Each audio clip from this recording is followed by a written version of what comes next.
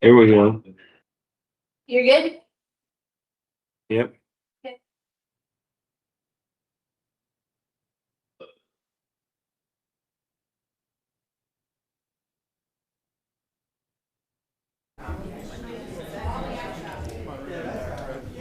Hey, Rich, this is James. Wondering if you can confirm that you're here. Hey, James, can you hear me? Can you hear me? James, can you hear me?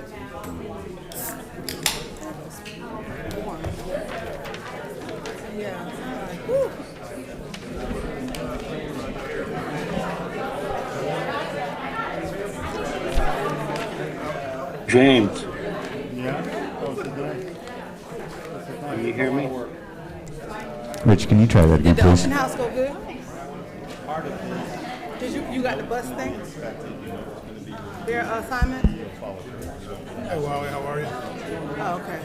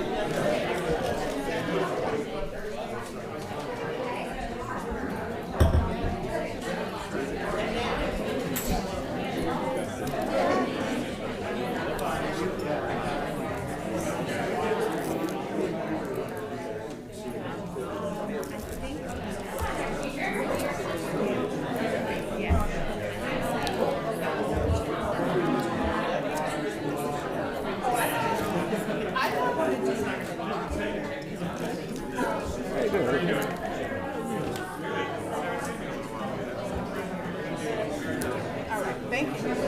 Okay, thank you. Doesn't look like anybody signed up for the others. Right. So. Okay, perfect. Okay, perfect.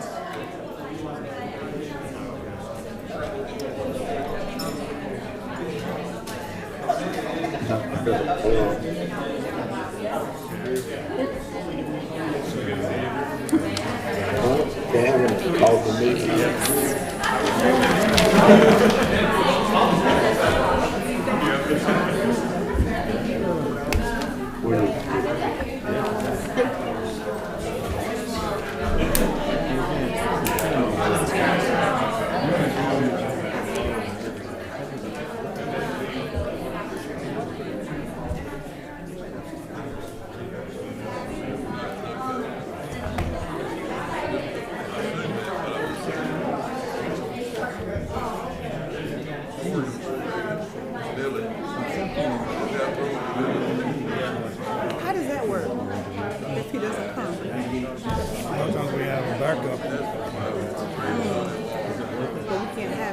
him on the back end?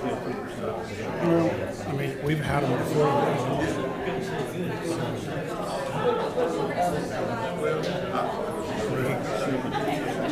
We would have to address anything that if we did something illegal, he would go back to the table.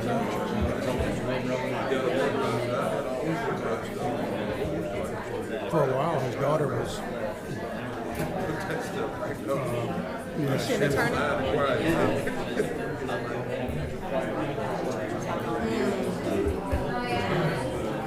She's taken on a lot of other stuff.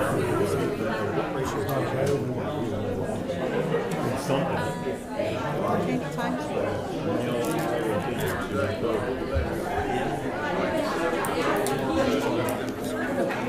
I just want to make sure that I'm like ready. Okay, perfect. Yes, I can hear you. Everybody ready? So he's online. He's online, yeah. That's why I was checking. I was like, wait a minute, I see somebody. Good evening. Would like to welcome everyone in council chambers with us tonight for our August council meeting, as well as those joining us on YouTube this evening. We will move right into our agenda, and first up is our agenda adoption. Is there a motion on the floor to approve the agenda this evening? Motion. Is there a second? Second. All in favor? Aye. Motion is carried. Thank you. At this time, Councilman Devonen will lead us in our invocation this evening. Good catch. Let's pray together. Father, we thank you for yet another great day in the town of Harrisburg. God, we just ask that, God, you continue to pour out your blessings over this community. God, thank you that we can come together and civilly discuss the town management tonight. And God, just ask that you give us grace and give us mercy in how we deal with one another. So we just thank you and give you all praise in Jesus' name. Amen. Amen. Let everyone please rise for the Pledge of Allegiance. I pledge allegiance to the flag of the United States of America and to the republic for which it stands, one nation, under God, indivisible, with liberty and justice for all.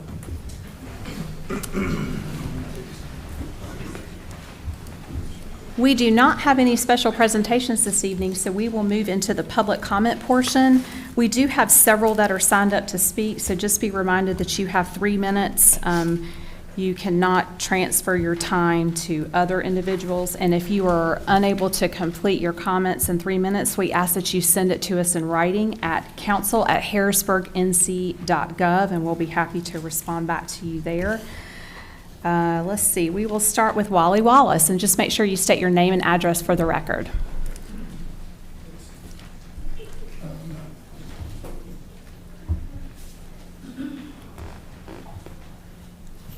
I know you missed me. Okay. I'm Wally Wallace. I live at 3093 Spring Forest Road, Harrisburg, Arkansas, 28075. I have a special presentation tonight. I don't know about y'all, but I enjoyed the 4th of July celebration. And there's a lot of people involved, but we got one guy here tonight I want to recognize special, Jim. Oh, if there's only one Jim in the room. Come on. Mayor? Yes, sir. Get your tie. There you go. How many of y'all went to the 4th of July parade, 4th of July celebration at the park? Well, where were the rest of it? Well, it was a fantastic time. And Jim and his staff, I don't care what anybody says about getting there. If they wouldn't come at the last minute, maybe they wouldn't wait in line so long. Okay? Jim, y'all asked me to help with AUSA, Association of United States Army. Myself and Benny Anderson, who is also a member of AUSA as well as VFW. But the 5-star general for AUSA, General Brown, has sent this special presentation to you, Black Appreciation, for helping do it. Okay, even though I got picked up the wrong one. It's not your name on it, but it's still. Own up to my mistake. I'm Benny Anderson. Get it far away where you don't see that part. Okay, and just to make sure that you don't miss anything, I have something else for you here. It's called our pin, like I have here. so you can wear it anytime you want to. Thank you so much. Oh, thank you. Thank you for your help, because it made a whole different program. How did it work? Thank you. Thank you. Let's give him a hand.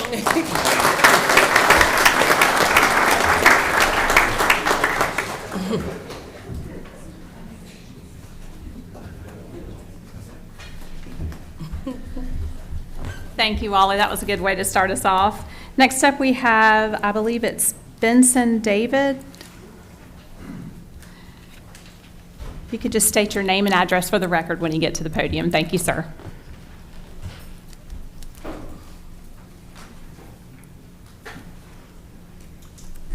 My name is David Benson. I live at 10548 Sweet Haven Lane in the Harrisburg HOA.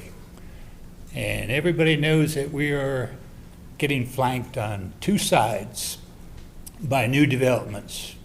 And one development is going to connect through our HOA, and the other development is not going to be directly connected, but we all love a shortcut when we're going to work or coming home from work.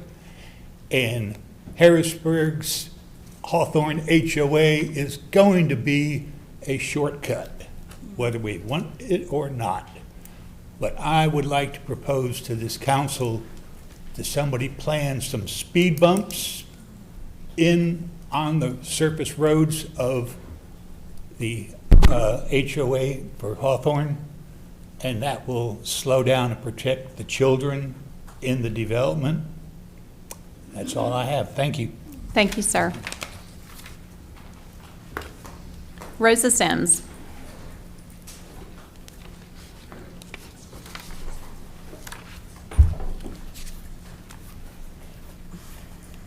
Hi, how are you? Rosa Culver Sims, 9445 Layton Drive. And Wally, thank you so much for the acknowledgement of the wonderful time we had at the park. But I also heard that at that very same, during the festival, we had some disturbances during our 4th of July. There was an incident between two girls, I guess, were fighting or something of that matter. And I've not heard anything from this body about that and what we're doing to prevent those kinds of incidents. And also, I also recently heard that there was a young man that was found hanging in our park. I expect that when those types of things happen, that there will be something coming from this body to the public as to what's going on and how we're dealing with those matters.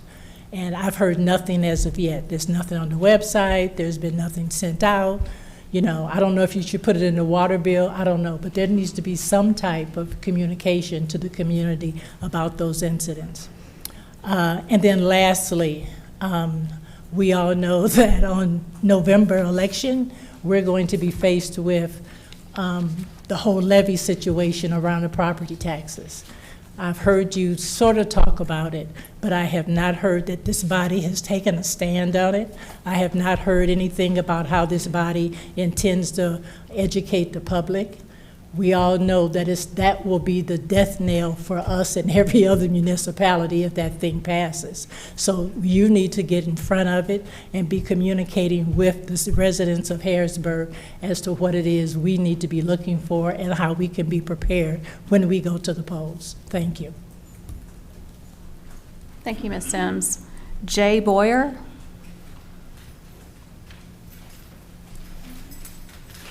Thank you for the invite, folks. Jay Boyer, I'm in 0110, which is right around the corner from here, walking distance, 6328 Professional Boulevard, Harrisburg, North Carolina, 28075. Going back a little ways, when the results of the 2025 municipal election were announced, Dr. Banks received the highest number of votes, and Harris residents had every expectation that this council would follow precedent and, vote for the position and get the nameplate for Mayor Pro Tem for Dr. Aaron Banks. And at the December council meeting, the then Mayor Pro Tem Glover brought the issue up and explained that she was receiving phone calls from residents asking what happened. But instead of addressing the substance of this issue, the conversation shifted to other questions, whether the individual council members had personally received any phone calls. I haven't heard anything back on that. And the question remains simple. Also, going back, in January, you guys had discussed this and said that going forward, that would be taken care of. And I believe it was either Lex Thomas or Chris Fall had made the suggestion that this be addressed at the next year after the next election of council members. And everybody agreed that was a great idea. And I haven't heard anything. I don't know what happened with that. Maybe you guys can address that and let me know what's going on with it. Thanks. Thank you. Michelle Piggott.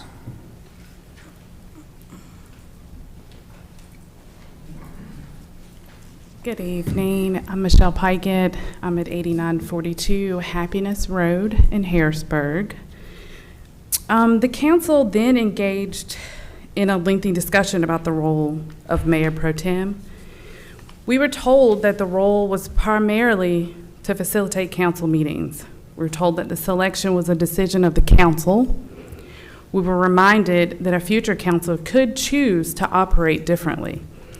And then after all that discussion, which appeared to be aimed at putting the community on notice, this council voted unanimously to elect Dr. Banks as pro remo tem. We reasonably believe that that vote meant what it said. We believe that electing Dr. Banks, Mayor Pro Tem, meant that she would receive the same recognition afforded to the people who previously held the position, including the Mayor Pro Tem designation on the dais, the appropriate nameplate, and recognition on the town's website. But that is not what happened. Instead, the position initially existed only in the minutes of the council meeting.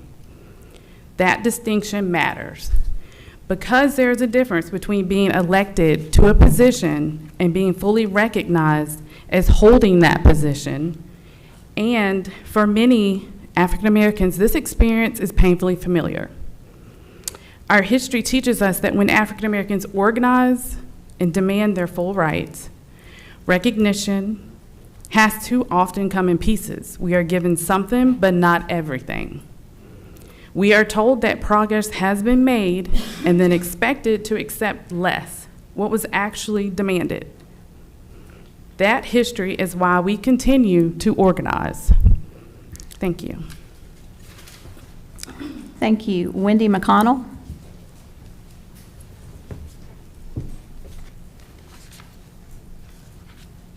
Good evening, Mayor, council members. Good to see you, Mike. My name is Wendy McConnell. I live at 1113 Hanover Drive. In regards to Dr. Banks, full recognition of her position as Mayor Pro Tem, we ask that you put her name and her role on the placard.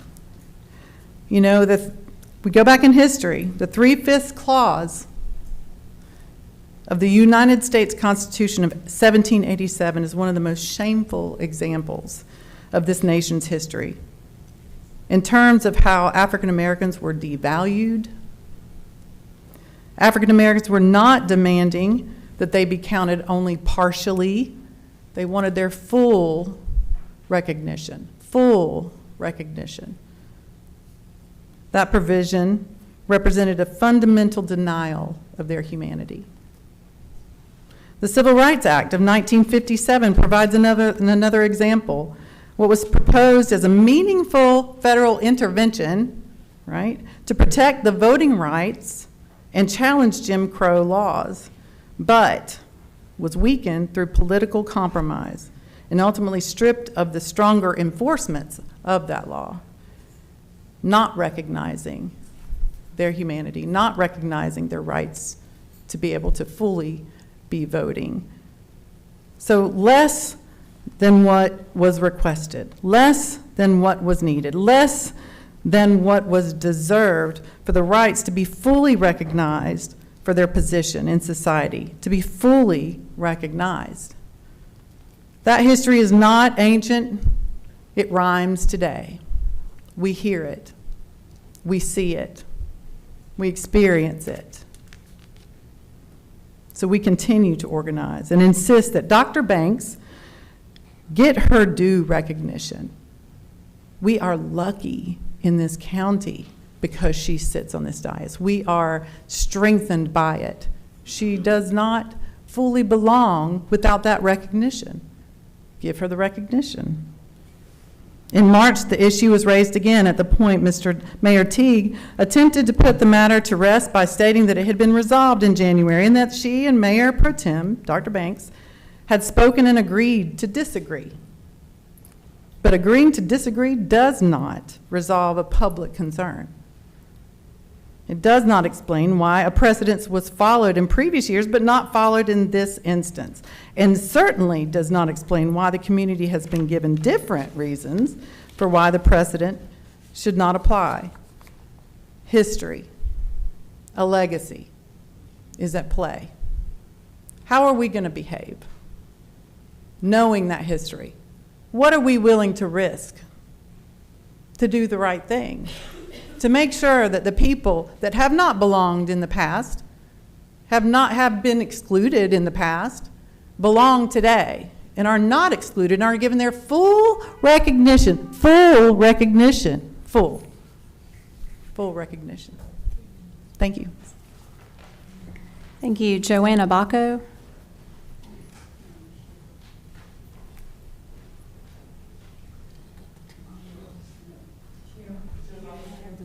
Oh, good. Yeah, I don't have it on. We got our order mixed up a little. I'm Cheryl Johnson. Good evening. I live at 4913 Pepper Drive in Harrisburg. We have been told that all council members are equal. Of course they are.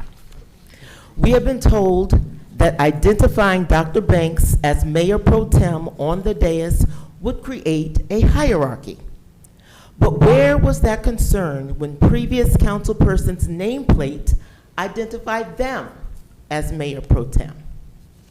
We have been told that the designation might confuse the community, but we have reviewed the recordings of council meetings from 2025 and earlier, and in all cases, the Mayor Pro Tem's nameplate on the dais identified them as such.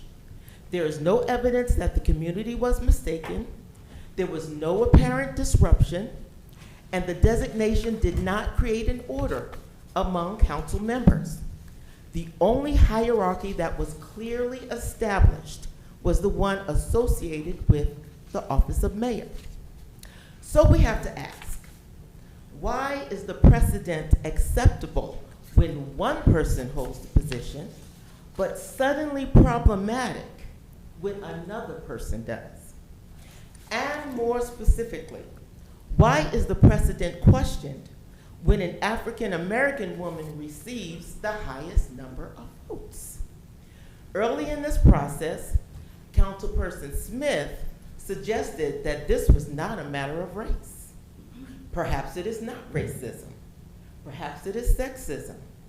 But if neither race nor gender has anything to do with this decision, then the council should be able to provide a clear, consistent, and convincing explanation for why the precedent was followed before, but abandoned now.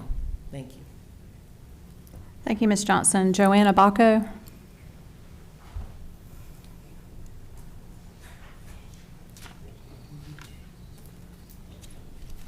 Joanna Bacco, down Roberta Road in Concord, and I support Dr. Banks because that explanation has not been provided to us. Instead, we receive platitudes and what you've heard the other speakers say, that we've been told that everyone's equal, designation creates hierarchy, could puzzle the community, but we all know better. We all know better. Those explanations do not withstand the comparison with what has actually happened in the past. And then, after approximately 6 months, the town finally added Mayor Pro Tem to Dr. Banks' listing on the website. But even then, it was initially placed on the second page instead of the primary page where the mayor and council members are featured. Residents pointed that out, staff corrected the website, but the nameplate on the dais remains unchanged. And 9 months later, we are still here because we remain committed to being organized in support of Dr. Banks. 9 months later, this is no longer about a technical oversight. It's no longer about whether someone remembered to update a website. And it is no longer simply about a nameplate. It is about consistency, it's about transparency, and it's about equal treatment. And it is about whether the precedent that has been established by this body is applied consistently and fairly. And that is what we are asking for you, and I appreciate your time and attention while I speak. Thank you. Thank you, Ms. Bacco. Jamin Herron.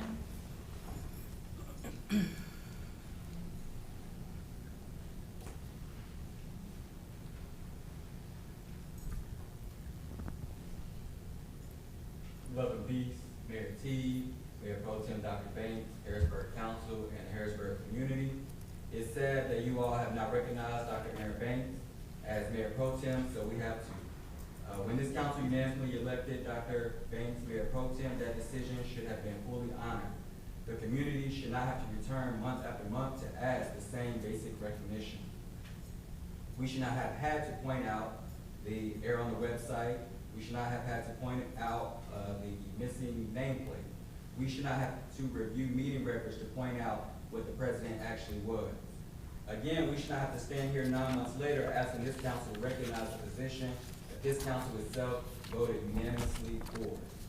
As previously stated, we have heard concerns expressed by Mayor T that displaying the title Mayor Pro Tem could somehow confuse the public about the hierarchy of this government. This assumption lacks evidence, and you know what they say about assumptions. So let us set the record straight tonight. As it's been clear, the hierarchy of the decision for Dr. Aaron Banks to be recognized as Mayor Pro Tem on her nameplate currently rests with the mayor, and it's Mayor T who has denied and rather blocked this recognition. We are not confused. The people understand the difference between the mayor and the Mayor Pro Tem. For example, when it comes to one of the mayor's more decorative roles to show face at community celebrations, such as at Cabarrus County's Martin Luther King event and Harrisburg Juneteenth celebrations, the mayor was not present. The community did not suddenly become confused about where the mayor was simply because other elected officials were representing Harrisburg. So today, our request is straightforward. We are asking you to honor your own vote. We are asking you to follow the precedent that was followed before. We are asking you to provide the same recognition that was provided to the previous Mayor Pro Tem. And we are asking you to do so without further delay. Add Mayor Pro Tem to Dr. Banks' nameplate on the council dais. Stop the petty politics. Fully recognize the position that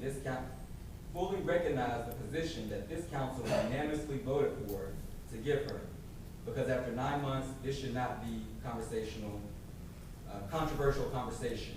It should not require another explanation. It should not require another public comment. And it should not require another meeting or another vote. But if it must, so be it. If you can't spend a little time to do right, I will spend my time here every month ensuring that Black women are fully recognized. Honor the vote, follow the president, fully recognize Dr. Banks as Mayor Pro Tem. This is the ethical and right thing to do, and it's long past time to do it. Thank you, and God bless. Thank you, Mr. Herron. Keisha Sandage.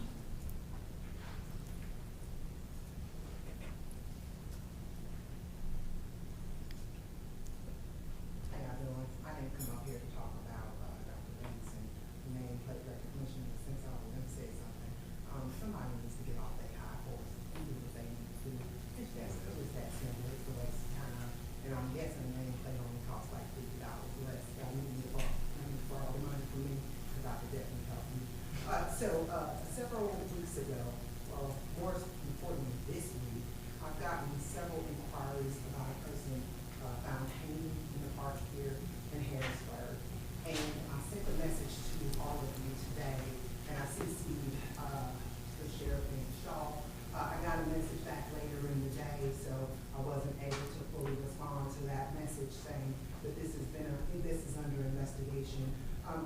understand what the process of going through the office of the chief medical examiner, and that it takes about 6 months to get a death certificate back.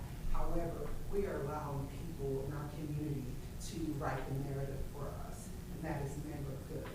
I am the one that says we cannot solve problems over social media, but I'm telling you, people try to solve those problems on social media, and it gets very sticky for people in our communities. What I am asking of this council is to have an understanding of what has occurred in your community, which is your responsibility, and to do something about it. This community needs answers. I feel safe in my home, but I don't know that everybody understanding that somebody was found hanging here. If that's even the case, I don't know if we know that that's the case, but that is definitely what's been going around. My phone, my email, and my social media have all gone off this week about this situation, and I live in Concord, but I'm right next door to y'all. So again, what I'm asking is that we understand what's happening. We assure this community that it is safe, and I also understand this to be a Congolese individual. I'm not sure how he got here. I'm not sure what conversations are happening with the family, or what I do know for a fact that this community has questions, and y'all responsibility in tandem with the sheriff is to answer those questions. Lastly, I want to point out, I sent you all an email. As you probably already know, youth violence in our county has increased. I sent you all an email about internships, possibly unpaid and paid internships. I sent it to every single body across this county, because youth violence is on the rise. And if you don't believe me, ask our DA. She has a whole presentation about it. I do appreciate Mayor Teague responding back to me, and Ron Smith responding back to me. I do want this not to lose any air. You guys should be talking about it. I've heard responses back from our commission. I've heard that from Commissioner Wortman and Laura Blackwell, and they have a program in Cabarrus County. I don't know all the details around it, but again, you guys should be talking to one another about youth violence in our community and developing ways to address them. And this should be you guys working together. This is possible. We can do things and put things in place to address this. And if we have the opportunity, we absolutely should. There is another resource. I understand the PA Shannon has an internship program as well that she offers with the PA. I don't know if y'all are aware of that, but again, our kids need something in this county. They have very little, and I know y'all know that. So let's get together, work as a body, or work as in tandem with one another, and let's get some support for our kiddos, and also let's get some communication to our folks in this county. Thank you, Ms. Sandage. That concludes public comment this evening. We will move into consent agenda. Is there a motion on the floor to approve the consent agenda as presented? So moved. Second? Second. All in favor? Aye. Motion is carried. All right, Rob, you are up with our town manager report for the month. Thank you, Mayor, For your- Council.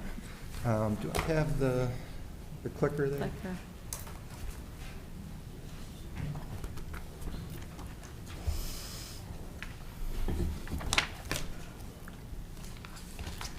And I will say before I hop into my report, we also have public safety reports later for any of the questions that came up here. I know I've talked to council about at least 2 of those incidents that we spoke about. Ms. Keisha also mentioned, Van Shaw, Sheriff Shaw did respond to her email. I think, we'll let that email speak for itself, but also the sheriff deputies are here for their presentation, so they can speak to that if there are any additional questions. And I'm always happy to speak to people offline. Some events are a little bit more sensitive in nature, but as always, if there was ever a danger to the public, we would put that out there loud and clear. But some things have a little bit more personal nature that should be spoken about more off the record. With that being said, I welcome those conversations with anybody if they need to get a hold of me for one-on-one conversations or the town council. Tonight, I'm going to use the town manager's report section of the agenda to unveil our annual report. So everybody should have a nice bound copy here. So thank Ellie for getting that hot off the presses today. We also have copies of those here in the office, but for everyone at home and everyone in the audience, you can go to our town website right now. It is on there. It's one of the 6 buttons at the top of the homepage, so you can click on there and see our annual report. This is something that I think is unique for an organization of our size, and something that I'm extremely proud to unveil. It's never been produced before in the town of Harrisburg, so this is our first annual and first ever annual report. For the past year, we've reported all of this information out quarterly, and through that process, we've been able to bring everything really into one place. Every department, every goal, every dollar. The theme of the report is connection. And we really chose that not kind of as a marketing theme, but as we've been able to build this for the last several years, what this really has resulted from is us being able to connect those dots from council priorities to what the community has asked us for, with the staff implementation in between. So we get our marching orders also, obviously, from this board. We're then able to go, come up with plans, come up with strategies, come up with goals, set those at the beginning of the year, and then ultimately measure that when it gets out to the community. So this is a 44-page report, and it is yours and the public's to consume over the next 10 minutes. And if you have any questions, feel free to interrupt, ask along the way. Why do an annual report? Well, transparency, accountability, and progress. Our residents shouldn't have to come to every meeting. I know that is very common for us to say, hey, get involved, but really, people shouldn't have to be here every single minute of every single meeting to understand what's going on, and they shouldn't have to be, it shouldn't be necessary to compile each quarter and try to find trends. So this document really holds us accountable to the goals that we set at the start of every year. We publish the results, whether we hit them or not. There isn't, if a bad number shows up, and we adjust accordingly. I also want to give credit where credit's due here. Our staff members spend an extraordinary amount of time, not only to build the document. The document building is certainly difficult, but to make sure that everything in here is accurate, that it's on track, that we're making adjustments. That takes, hard work, commitment, and then really just a reporting discipline every quarter that isn't really seen in local government. Maybe in publicly traded companies, this is something that's common, but our department heads and their staff do a tremendous job, and so I want to recognize them here right off the bat. The next page we have here is just a quick snapshot of where we're at today. So I've repeated this in many of the presentations and documents that we have out here, but we're now just over 25,000 residents. We continue to be one of the fastest growing communities in the entire state. New parks, new neighborhoods, new restaurants, businesses. And with the arrival of new companies, this all really just shows Harrisburg's becoming a local hub for activity, both economically and as a place to live. But I think really, as you see us go through this and what you see on this slide here, is what defines us is that community spirit and community pride. Things like Rockin' the Berg, Multicultural Festival, all of our events, the 4th of July, which was brought up earlier here, those are all continue to be events that gain traction, that continue to have increased attendance. That coupled with like our schools and athletics, you can just really see what makes Harrisburg tick, and it's that community pride and community belonging. Everything in this report is in service of balancing that. The growth that we have on being one of the most attractive communities in the entire state, with the small town character that people moved here for in the first place, and making sure that we maintain that. Strong, transparent financial position underpins everything that we do. The financial story of 26 is pretty simple. Our revenues came in above target. We're collecting above our targets, and our spending came in under budget. We're spending less and accomplishing the same things that we set out for because we're not missing any of our goals. The utility counts also remain strong, and our operating expenditures are right at about 90% of what council appropriated for the year. The two milestones I'm most proud of in this past year is our first ever GFOA Certificate of Achievement for Excellence in Financial Reporting. That's a national standard. That's not just something that we get here locally. That's pretty hard to get, and this is the first year we were able to achieve that. The second is the reduced spending for this year that we're in now with no cost to services. To be able to accomplish above average collections and still reduce spending with all the pressures that growth and expectation put on us is something really to behold. Brian Lee and the finance team also strengthened our purchasing controls, and so now more town spending is routed through our documented process than ever before. So we're doing more with less at a higher standard. That's pretty tough for anybody to say, and again, I think it speaks to how supportive our community is, how supportive our council is, and how competent our staff is. On the capital side, as you go through the report, you'll see lots of information in here. Council approved an ambitious capital program for 26, and staff delivered. Almost 90% of the single-year projects were completed, 2/3 overall of our projects that are multi-year projects, which by design take several years. You'll have engineering, planning, construction, et cetera. We're 2/3 the way through all of those. You can see the two headlines here. The aerial of the new synthetic turf fields at Harrisburg Park and the Veterans Park reconstruction and dedication ceremony. The complete list also includes greenway segments, annual sewer, ADA sidewalks, splash pad updates, new gateway signs, multi-year projects like Hickory Ridge Sidewalk, Highway 49 improvements, Roberta Road Roundabout. All those are on track, and our residents can follow each and every one of them on our newly released CIP story map.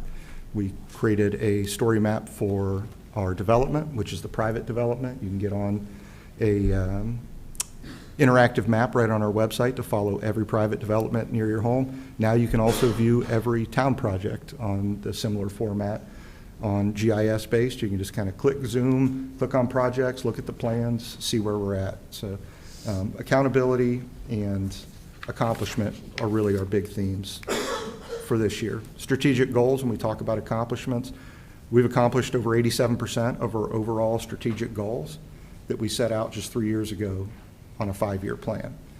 We'll deliver all of those ahead of schedule, and we're looking at this year revamping those and coming up with additional strategic goals because our staff was able to accomplish those ahead of time.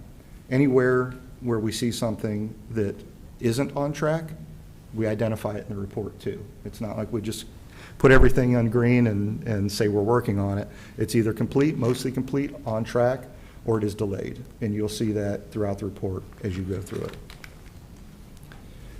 All of this is really made possible through the aspect of connecting to our residents. And you'll see some numbers here, 97% of quick fix requests, another platform that we rolled out this year where residents can just use an app on their phone. And if you're out there in the community and you see a crack in the sidewalk, you just take a picture, it's geolocated, and it's shipped off to us to fix. 97% of those have been fixed. Only takes about a day and a half to acknowledge request. And our town website this year saw 262,000 active users on our website.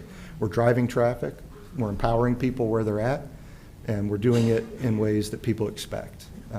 Social media, apps, phone applications, so that when you're out there, you don't have to go and call customer service and put in a work order and remember where you're at and find time to do it.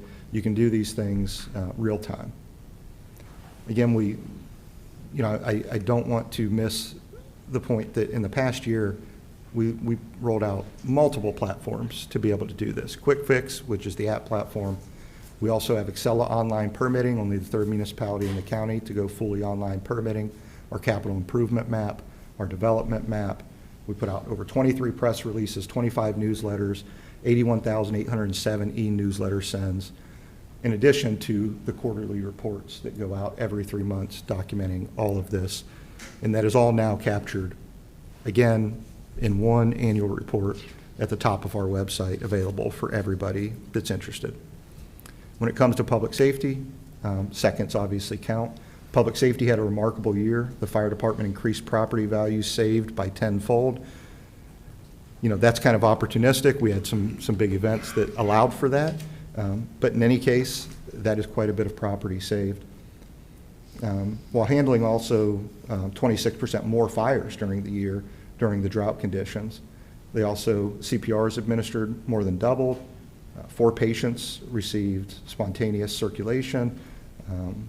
That's really the community CPR training that you see, pictured right here. Our sheriff's office answered 26% more calls for service and still improved average response time from 5 minutes and 14 seconds down to 4 minutes and 45 seconds. That's the story on both sides of the slide that we see here. Demand went up, performance went up with it. We didn't see performance slide. And also remember what I said earlier, we did that at a lower cost than ever, and we're continuing to continue that trend.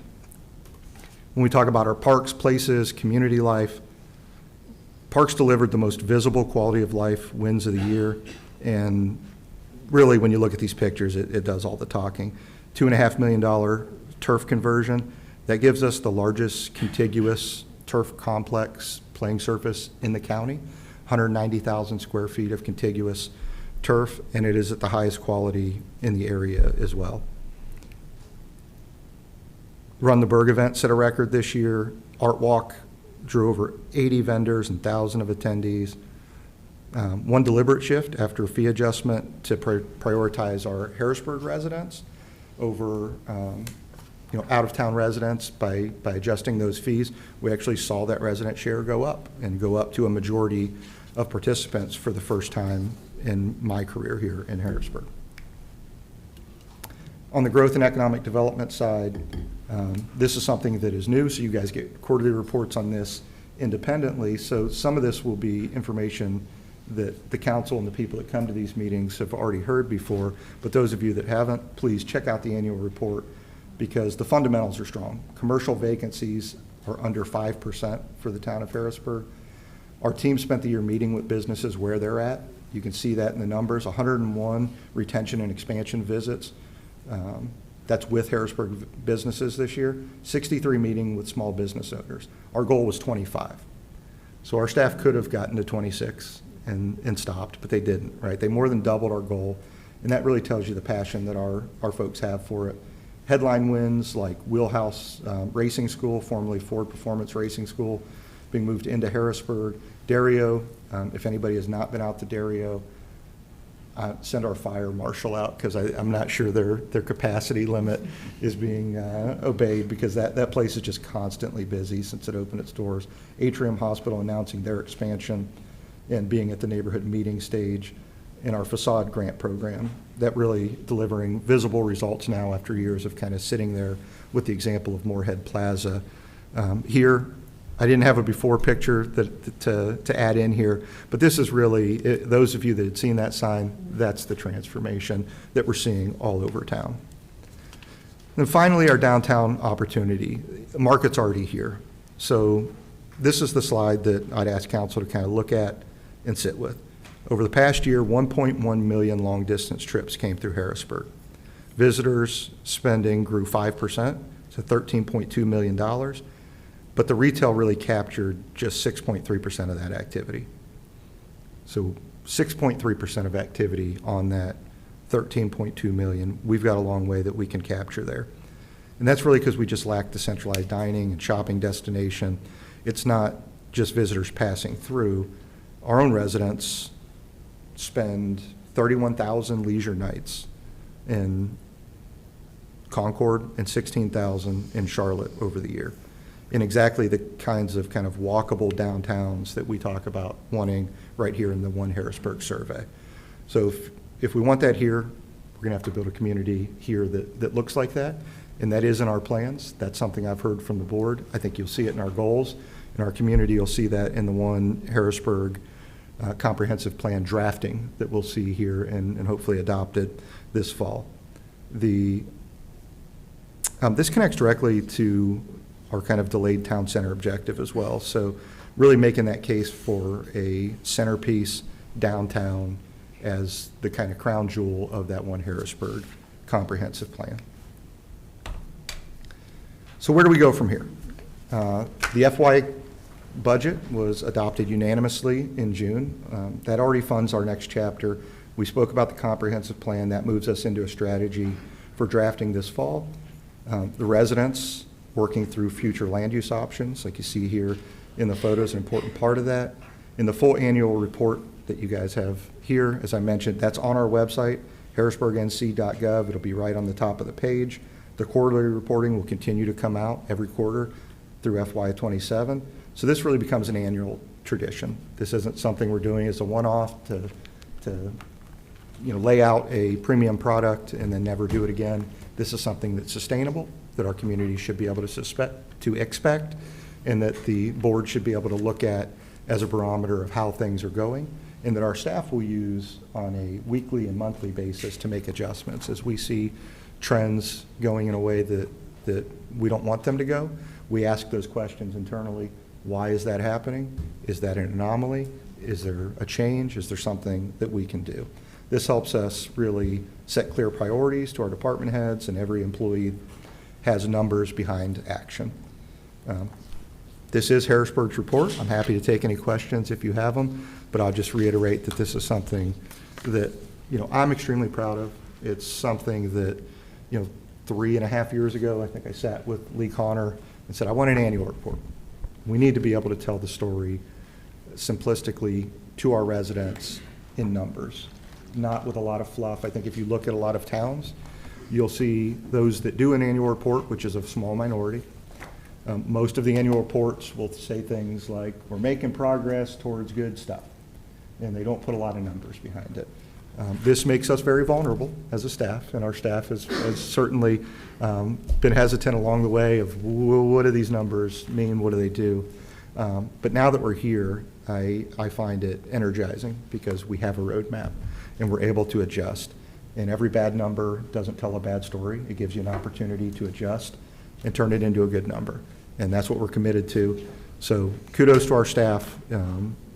Kudos to everybody that on the front lines that are working on these numbers, because they really do paint an excellent picture of an excellent town that's supported well by the community and represented by an incredible leadership team. And I do say that slightly self-serving because obviously I work for the board, so take that with a grain of salt, but I do think that our board, our community, and our staff are second to none, and couldn't be more proud. Mayor? Any questions for Rob on the annual report? I just applaud the discipline. I know it's 3 years in the making, but every taxpayer in Harrisburg is a stockholder, and every stock has an annual report, good, bad, and different, what it is. So it's nice to see this all laid out in writing. Some wonderful accomplishments in here. Thanks, sir. I want to say great job on the report. It's really good to see all the numbers and everything that's done. And I just want the people to realize how small each of the departments are. Like the Parks and Recs are doing so much, but it's just a few of them. Like engineering is small. Like each of the departments, 2, 3, 4, 5 people. But they do so much, and it's just, I'm so extremely proud of everyone. Your communications department's 2 people, just put a standard. I feel that people of Harrisburg really need to know how fortunate they are that they've got such a great group of, small but really mighty group of people working for them. Agreed. Thank you, ma'am. Rob, in your communication year in review, I find humor. And I say that because amazing statistics. You're talking about 262,000 website users, 511 new users, 23 press releases, 12 employee newsletters. I mean, you've got it all listed there. But yet we're reminded we don't communicate enough, right? I mean, I don't know how we get better. We heard it tonight. We're not saying what needs to be said. And it's crazy to think we put all this information out and the public still feels that there's more that needs to be there. So kudos to the team for getting this stuff out. My head spins when I look at all this kind of information, and I'm like, maybe people need to see this, black and white and realize we are putting stuff out. We are educating everybody. I mean, I don't know of another town right now that has all the resources that we have to educate folks. And that's been, since I've gotten up here in 2015, is to point people where that information is, because it's not easy to find, by no means. It's gotten better since then. 2015, we were on an abacus and stone tablets, right? But now we have our app and we have our website and everything else, and it's much easier to navigate. But I think we'll always have our critiques throughout this, but job well done. Thank you. Appreciate it. I find in the communication realm, we've talked about this internally at nauseum, and I've talked to some of the board members about this, is that, how people are communicated to now is so much different and changing rapidly that it's hard to break through the noise. I don't think there's a lack of information. Like, information exists, and it's not necessarily the person that we need to communicate it to's fault that they're not getting it, and it's not the fault that we're not putting it out. It's that there's 200,000 ads jammed in to their feed constantly. Between how do you break through algorithms with multi-billion-dollar corporations and political advertising and sensationalism and all of those types of things. What we do here is pretty interesting, but it's not as interesting as your TikTok feed. Right. It's just not, right? We're not doing stuff like that. So, how do we continue to put out all of this information? It's really important to people's lives and is a good story, but good stories don't sell. So, that is a challenge that I think all governments are continuing to try to push is, how do we get through? Like, how do we break through that wall and be one of the top 3-4 things that you're seeing for the day if you don't constantly interact with it, with which most people don't constantly interact with government. If you do, you either work in government, you're elected, or you're in trouble. And generally, everybody else is kind of living their life and things are going well, and they don't really think about the government. It's just running behind the scenes. So just the world we live in. It's tougher, but we're going to continue to push out the things that tell the story for those that want the story. And I'll keep challenging Casey and her giant team of communicators that we have here to figure out how do we get through. But 261,000 people did go to our website. That's a big number for a town our size, and so we're getting decent pull. And kudos to Ryan for not walking up here yet. And I reflect on my past. They say rooftops drive retail. We had that drilled in our head for year after year after year. And Ryan, thank you for not running up here and telling us that. Well, we've heard that many times. I think there's other things that can drive retail as well. It's a different economic development sheriff in town, and Ryan is certainly committed to diversifying the tax base and helping us with industrial and commercial development. Great, thank you, Rob. All right, Ryan, it's a tough act to follow. Welcome Brian Lee for our finance report.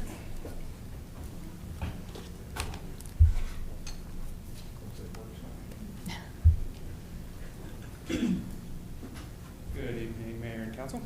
I have your finance report as of July 31st, so 1 month into the fiscal year. Here's our revenue and expense dashboard for the year.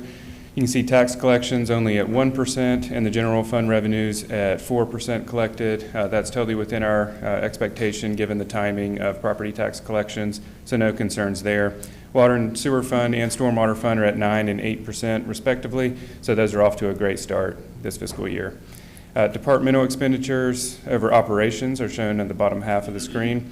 You see a lot of departments right around 11%. That's a little unusual for the start of our year, but I'll speak to that on the next slide. And departments like Council and Human Resources tend to have annual dues or annual subscriptions, software subscriptions that we pay up front. And so that's also within our expectation and not a concern at this point in the year. Those will smooth out as we pass by a couple more months. So jumping down to the bottom, salaries townwide at 11%. We did have 3 payrolls that happened to hit in July, and so that represents about 11% of the annual payroll, and that will smooth out throughout the year, and that's affecting our personnel-heavy departments. So if you see the fire department, Parks and Rec, back on the previous screen, HR, finance, some of those personnel-heavy departments are right in line with that 11% salary number. All the remaining departments are in great shape, and so no concerns as we started off this fiscal year. Now we'll move on to our project dashboard. Here's a look at the single year projects for this year, so I'll give everybody a chance to see some of the new ones there. We've rolled over any of the prior year projects that weren't quite finished out, and then added the fiscal year 2027 projects to the list. The first one I'll draw your attention to is the warning light at Station 3. These easement documents were approved at the last meeting, and actually today they were signed by the property owner, and so we will execute those here on our side, and construction will actually start pretty soon on that, and that's been a long time coming. The next is the fire and deputy storage building. That's about 14% complete. This is a project where Public Works is going to work on the grading prior to the concrete going down. But every component of this project is under contract and ready to go. But Public Works has taken the first bit of this project on. Here's a look at our multi-year projects in design. Now, we actually had a pretty good amount of movement on these projects. No milestones really to report, but a lot of our consultants put in some good work and moved those projects along during the month of July. And our multi-year projects in the construction phase, we have a couple to comment on here. The first is Cambridge Drive and Davis Creek Greenway. This project is almost there. It's about 99% complete. The update to the picture this month is the fence that's been installed on both sides of the road at the culvert crossing. So that essentially finishes the project. There's a little bit of reforestation and landscaping that will take place. That's best done in the fall when those plants will actually take and grow well. So this one is nearly at the finish line, but just a little bit left that we'll take a pause for a couple months and come back and finish that project off. The next is the pedestrian facility for Oakley Drive. This construction contract was approved at last month's meeting as well, and construction should start by the end of this month. The next is parking lot expansion at Stallings Park. We paused this for a little while, and now Public Works is working to finish this off. The bulldozer was actually delivered today, and I drove by at about 4:45, and they had already graded the whole site and laid down the fabric. And so this will take about a week, and they'll be wrapped up out there, and we'll have our expanded parking lot ready to go. And then the next is the restroom facility at Holcomb Woods. Grading has started on this project as well, and this is another one that Public Works is helping us on. So they'll install the water and sewer infrastructure, and then the contractor can step back in and do the foundation, and then we'll start to see vertical construction after that. Here's a look at our equipment projects for the year. We have a couple that were added, and targeting finishing off these projects pretty early in the year as we got the ball rolling on a lot of these purchases as the budget was getting passed. So the fire department has ordered their utility vehicle. That should be in pretty soon, as it's not something that needs to be manufactured, and so that should be placed in service by the end of the calendar year. And the mobile lift columns for Public Works have been ordered and received in the month of July, so those will be placed in service this month. Here's a look at our vehicle projects. It's a short list this year. We have 3 where the specs have been turned over to vendors to collect quotes on those, and so you should see these contracts presented to you in the coming month. And our professional services projects, the fiscal year 2026 financial audit is moving along. We've essentially closed down the books for the year, and we're drafting the financial statements this month, and then the audit field work is taking place in late September, early October. Are there any questions? Brian, first, I'm grateful to see the pace of things starting to pick up with our projects. That was something that Councilman Fine and I talk about a lot, like the velocity at which nothing happens. Right. So I'm grateful to see that. I do have a question, and in want me to go one of back? our projects, where are we with Fuda Creek? Fuda Creek. So I know that John and a consultant walked that property so that they could scope out the project and propose on doing that design work. And I think the consultant hasn't quite turned that around for John yet, but that should be coming fairly soon. Okay. I'm looking for John back there. Which project? I think. Hopefully get that thing cleaned out. Yeah. So it's imminent to get a scope on that. Okay, thank you. Mhm. Any questions for Brian? All right, thank you very much. Thank you, sir. Next up, we have our law enforcement update. I was going to say Lieutenant Helms, but is it now Captain Helms? September 1st. September 1st. All right, so a couple more weeks. Yeah. Welcome. Yeah, thank you. So this is our July update. Our law enforcement related activities for the month of July, 3,562, including our self-initiated activities as well as calls for service. Security checks, 2,195 with a yearly average of 2,150. So those are remaining steadily high. Traffic stops, again, just a little bit lower this month at 786, still averaging about 1,000 a year, but I'm proud to report that today our extra traffic guy finally got released back to full duty from his injury, so those numbers will definitely be increasing. He's a very proactive guy. So, yeah, be careful out there. Non-emergency response times are at 6 minutes and 30 seconds, so we're still doing very well with those. At our yearly average of 6 minutes and 46 seconds. And our current trends, they're also staying pretty steady with crimes against persons being down. That's always good. Property crime remaining steady. White collar crime kind of goes with the ebbs and flows. And vice crime steady, as well as crimes against society up just a touch, and non-reportable offenses. So where we're at calendar year to date, staying steady again with our 26% of the crimes against property, including the burglaries, larceny, motor vehicle theft, property damage, and those types of crimes. You can see the numbers to the right of that in total for this year, followed by crimes against society being the next category, and vice crimes and white collar crime. But non-reportable taking a big chunk of that at 20%. But crimes against persons relatively low, considering all the calls that we do throughout the year at 11%. So overall, things are looking pretty steady, and I don't have any concerns. With that, I'll be happy to answer any questions if anyone has any, and I have one more announcement after this, if pending any questions. I have two quick questions for you. Yes, sir. One, the flock system that got Morrisville all heated up, do you guys use that for tracking vehicles, or? The county has, we don't have any in town. The county has a couple flock cameras spread throughout, but we have some very good policies in place. I understand that's a big topic kind of nationwide about those cameras and stuff, but we have very good policies in place to limit their use. Okay. I mean, I think a lot of people are like, what? You know, when that came out, they can see me? They can, yeah. Yeah. Yeah. So as much transparency as we can get on that would be great. Yes, there's several throughout the county, Yep.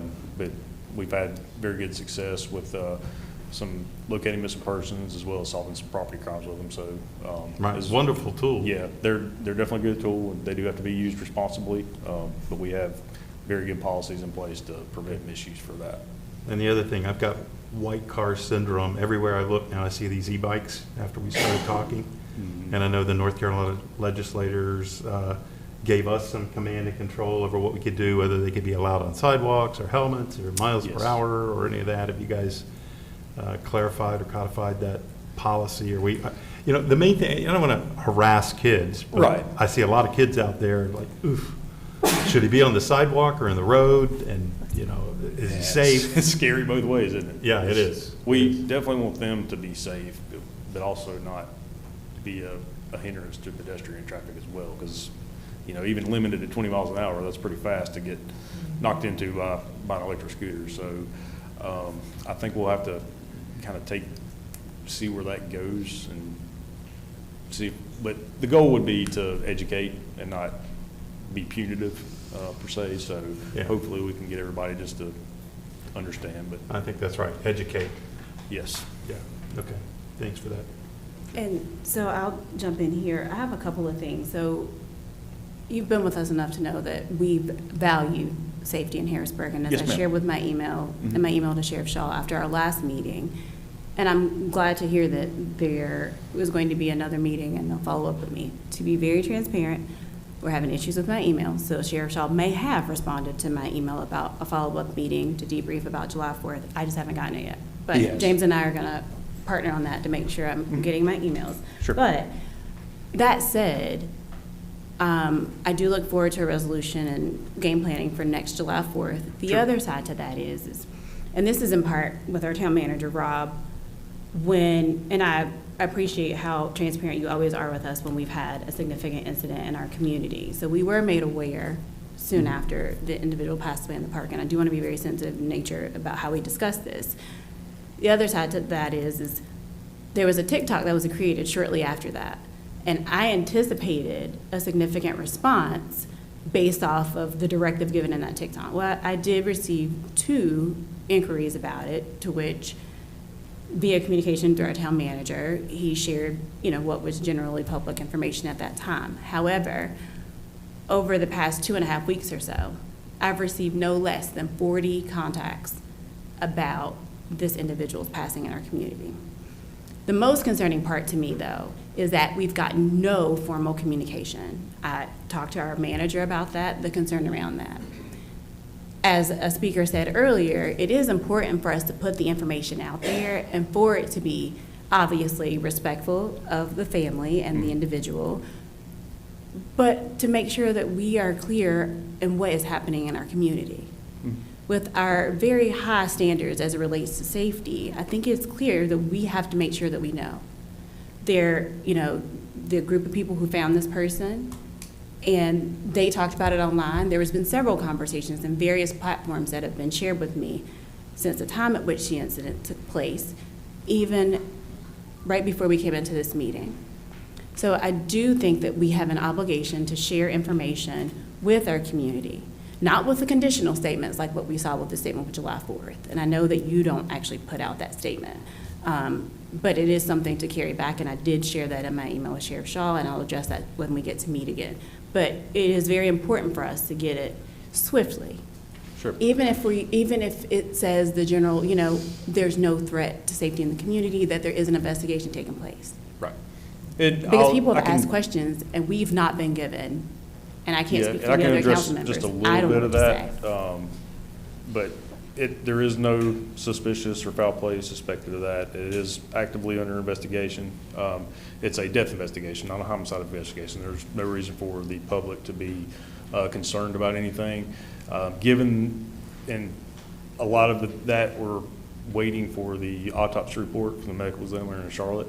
And given the circumstances of it, it's kind of a sensitive thing, but our investigators have been in contact with the family the entire time. And obviously they're taking it they're very grieved over this process, especially the way it was committed. So, yes, there is, I understand your point 100%. And,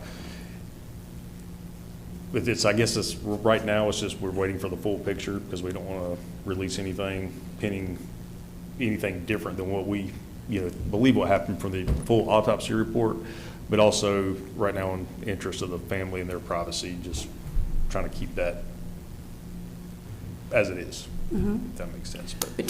But I want to be clear on the concern of saying nothing is you allow the narrative to write itself. Sure. And especially with this coming on the heels of what happened in Mecklenburg County and there being questions about the fidelity of that investigation. So, and these incidents happening within days of each other. Those are the concerns that I'm receiving that are valid in nature. I understand. So we have to make sure that we are proactive in addressing that. Like we have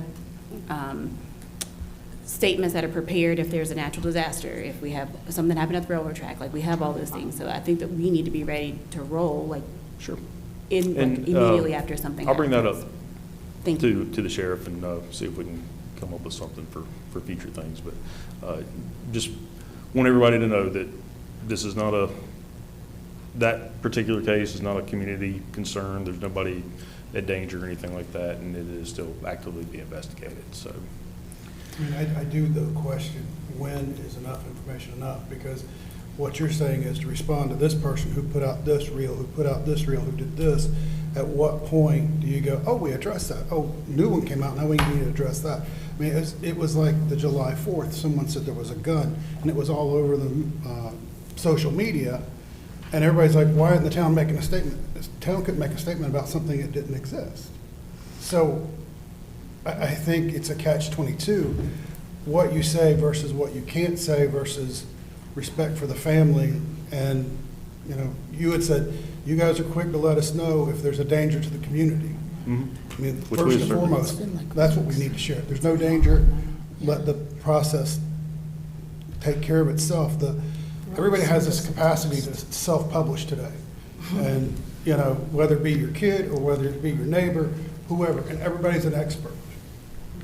Okay, and I'll leave it at that. Let me just comment real quick. So I guess the issue is that I don't remember anything going out. So, I mean, I know that our town manager told us, communicated with us as a council, as he does all the time. Thank you for that heads up. But I don't remember anything. So I think the problem is lack of a response, right? And so then you have people just making up stuff. And so I'm thinking to get ahead of that so that you can stop it when it happens, and you don't have to give a lot of information, but just to address that this is an issue, it's no threat to the community. Because when the community is left with making it up on their own, it becomes a threat, or the potential of a threat, or if their perception of a threat, right? Because people's perception is their reality. So I think just maybe getting ahead of it and saying, hey, there's no threat, and then that's it, so that we at least don't have to answer those questions, because I too received a handful of calls. I spoke to Rob about it a couple weeks ago, because I didn't know, that this was continuing to be in social media. So I think that sometimes a delayed response becomes a non-response. So I think maybe we should get ahead of it and maybe say something. And of course, we'll limit what we say to the privacy of the victim and their family, but I think that we need to say something. I understand. Well, it's just a really sad situation, and if the family is asking for privacy, and then somebody's creating TikTok out there a couple of weeks ago trying to get some likes, where this thing happened, we got our notification June 6th. It's been over 2 months, so, and they're working with the family, they've been informing the family. I feel like we need to be respectful of the family's wishes. If they wanted to come forward and request, I'm sure the minute they would have. Or if there was a threat to public safety. Yeah, or if which there was not. that, yes. But So- we need to be really thoughtful about pushing for, more information when the family is being, requesting privacy. But I wasn't pushing for more information. I was just pushing for information to say that there's not a threat. That's not providing more information. Well, they can put a statement like that. I'm sure they did the investigation and they could see clearly there was. That's exactly what I was asking. But they're still doing the Is- investigation. But if. And they're again, saying the investigation is active, and they did the investigation, they determined that it was a deaf investigation. So, again, my request was that there be a statement after there's been a significant event in our community, just to level set with the community about what has happened. I have been very critical of the situation with July 4th. Waiting until Monday to put out a statement was just not wise. It was not responsible, in my opinion. And that's the hill I will die on. Because we should have been ready to, a statement on Sunday morning. It doesn't matter what the world thought was happening at Harrisburg Park. We didn't tell them any different. And we have an obligation. We preach transparency. I'm very firm in my beliefs about being transparent and being held accountable for what we as a body have control of, for what the agencies we contract with, like what they share out. If we're going to work in partnership, we have to be able to hold each other accountable. And I don't think that this is an egregious request. I think it's a responsible request so that we are clear in our communication to our community, so that they're clear that there is not a threat in our community, or if there is, that they're taking necessary steps to ensure the rest of our community is safe. But I think aren't we responsible enough to speak the truth? And if there wasn't an investigation that had gone on, why would we put out an information on that Sunday when the event happened on Saturday? If there's investigation going on, you don't want to just throw something out there on a Sunday and expect people. people are going to hear what they want to hear. And I would agree with And I that. mean, I think that's. No, that's and kind of- I don't, but the other, again, there's two sides to this. The other side to that is to say there is an ongoing investigation. Sure. We said nothing. That's my concern. The response was too delayed in both situations. And I want to be very clear. Yes, this individual passed away on June 6th. I got my first contact about it on June 12th. So the rest of the world might, but the first inquiry I got was June 12th. But we got notified June 6th. We got notified June Right, 6th. again, yeah, but you just said, well, this 2 months later. But the initial inquiry came to me on June 12th. It doesn't matter if we get one inquiry, we get 45 or 100. If there's somebody concerned, we have an obligation to address that. I understand. I mean, some of that could be Promptly. deferred to the sheriff's office, because we might be able to explain a little bit more why things are the way they are. Like in this, particular instance, the investigation's not over yet. So, I mean, I understand what you're saying, though, and I will address that with command staff and see if we can come up with something for future issues. I appreciate that. Yes, ma'am. Thank you. Any further questions? Okay. With that, I would like to announce Jason Gilmore. He's currently a lieutenant. He is going to be the captain in the Harrisburg Division. As the mayor referenced, I got promoted and Jason did as well. I will be going back downtown, and Jason is going to be the lieutenant out here in Harrisburg. He is very capable, and I think everybody would agree that we're leaving the town in good hands, and obviously we're going to help him along the way with the procedural stuff and all that. So I just wanted to introduce him to you guys, and that'll be effective September 1st. So just here in a few weeks. So. Welcome, Captain. Hi, thank you. Soon to be captain. Close enough. Questions, concerns, comments? I've met several of you, others I have not met. I hope to in the future, but like I say, I'm here, and I will be your face for Harrisburg to the sheriff's office. Thank you. Just tell us about your future communication skills, future captain. I'm just We'll refer back kidding. to- Go ahead. He's like, I got a few more weeks, hang on. Perfect. Well, welcome, glad to have you. I look forward to working with each other. Thank you. Absolutely. Thank you. Thank you so much. Next up, we have our fire department update with Chief Dunn. All right, good evening, Mayor and Council. Fire Department report for the month of July. Start off with our fire marshal activities, some fire prevention events. We hosted Battle of the Badges at our admin building. Certainly appreciate HR and communications for pushing that out. That was a very successful event. As Rob pointed out earlier, we held another CPR class, community CPR class in our training room. And then we did our annual Hickory Ridge High School marching band spray downs. I don't know if anybody's ever had kids in that, but they always seem to enjoy that. As far as inspections for the month of July, 43 were completed. And then to the right, you can see some of the violations that we're finding out in our community. As far as fire statistics, we responded to 297 incidents in the month of July with a 90th percentile of a little over 7 minutes and 30 seconds. I attribute that increase to all the road construction that we have in our area at the moment. And then you can see some of the fires that we did have in the month of July. 10 of those, some involve structural involvement, which is a house or a business, trash, utility infrastructure, cooking fires, outside fires, and then room and content fires.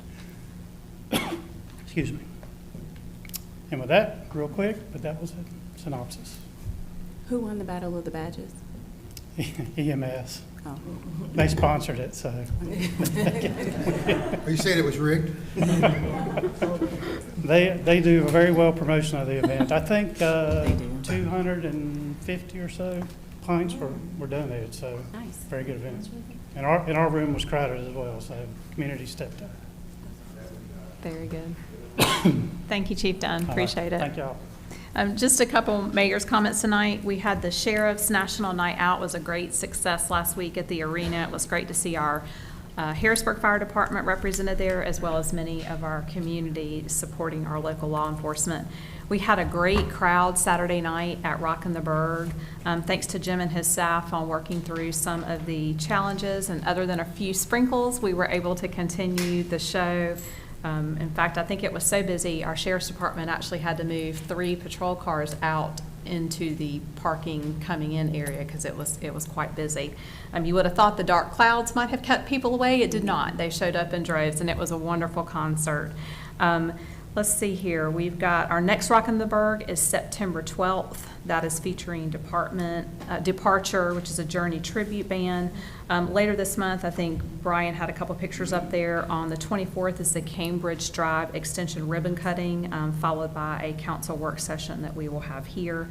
We've got several events coming up in October, and all of this is online, but I just wanted to mention that October 3rd is Bags in the Berg, and that will be located here in Town Center. Rockin' the Berg is October 10th, and October 30th is our Trick or Treat on Main. We're making a change this year from the Harrisburg Park to Town Center, so looking forward to hosting that community event. And then I wanted to make sure that we wish all of our educators, those on the front line and behind the scenes, a great start to the year this week. I think the teachers went back today, some probably went back earlier than that, and our students start back on Wednesday. Please be patient in the car rider lines and the roads all around the schools, because it will be troublesome for the first couple of weeks as everybody gets adjusted to that, but we are praying for a safe and successful year for all. So with that, we'll move into council comments. I think we need to make sure, though, they gave us a nice warning that we have a sheriff that's coming back for patrol, so we really need to pay attention. Evidently, he's aggressive, so in a good way. I do want to highlight, our comms and economic development. You all are doing a wonderful job with our business spotlight for Harrisburg. I think I've gotten several inquiries about the businesses that are here, so great job with that. We did have the ribbon cutting for the Stephen and Morris Behavioral Health Center. That is not open yet, but there are limited tours that are available. So that's a behavioral health hospital. They have an urgent care both for for children as well as for adults, and there is a partial residential treatment facility that will be there for minors who need care for a substantial period of time. We did attend the educational summit that was at West Cabarrus. It was Ryan, Stephanie, myself, Rob, and Councilman Thought, Dr. Banks. We were all there.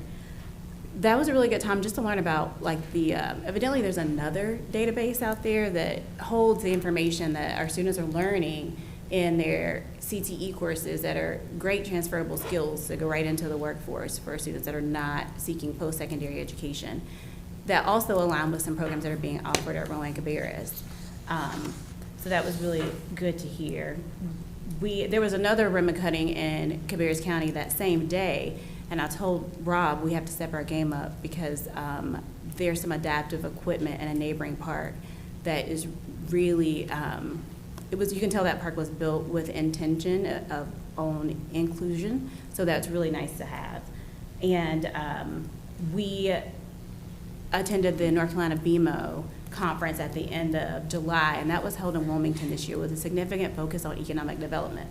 Of course, with that being something that we've spent a lot of time focusing on here in Harrisburg, I was pretty excited to hear about that. And they had several speakers that talked to us just about being intentional in the businesses that we're attracting to come, that they're reflective of your community, because we don't want a business to come and die. Seems pretty common sense, but the stats that they gave on communities that are not doing that well it was astonishing that, the communities have spent so much money bringing in the businesses, and there wasn't even the foot traffic to be able to keep the businesses in a successful way. And I think then they also did talk about the importance of driving economic development, especially as we have concerns of what may or may not happen with a potential property tax levy on this year's ballot.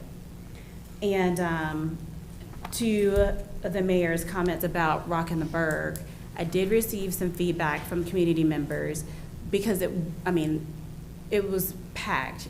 Parking went all the way down to the Presbyterian Church. And I was really excited, and then I got feedback about people being really upset about folks being on their grass. That makes perfect sense to me, so I would just encourage us in the abundance of caution, to put the tape up like we do for July 4th. But it was a great crowd, it was a great band, and that was the only feedback that I received that was a little bit concerning.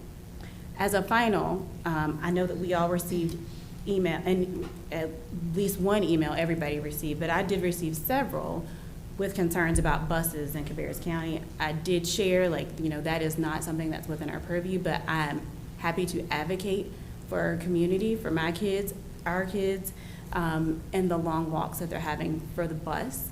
The feedback I received on that was, well, drivers have to drive multiple routes, and they're trying to decrease the amount of missed instructional time due to the duplicate routes that their drivers are having to drive because of a shortage. I've reiterated to everybody that's reached out that that's not something that we can directly support, but that those concerns would be carried forward to the other elected bodies in our community. You okay, Wally? Right. Okay. And that's all I had. I'll go real quick. Just to continue, I also attended the the North Carolina BMO, which is the Black Elected Municipal Officials. That's the official name for that organization. And they did talk about economic development and how do we use AI to track a lot of things. So I thought it was very good.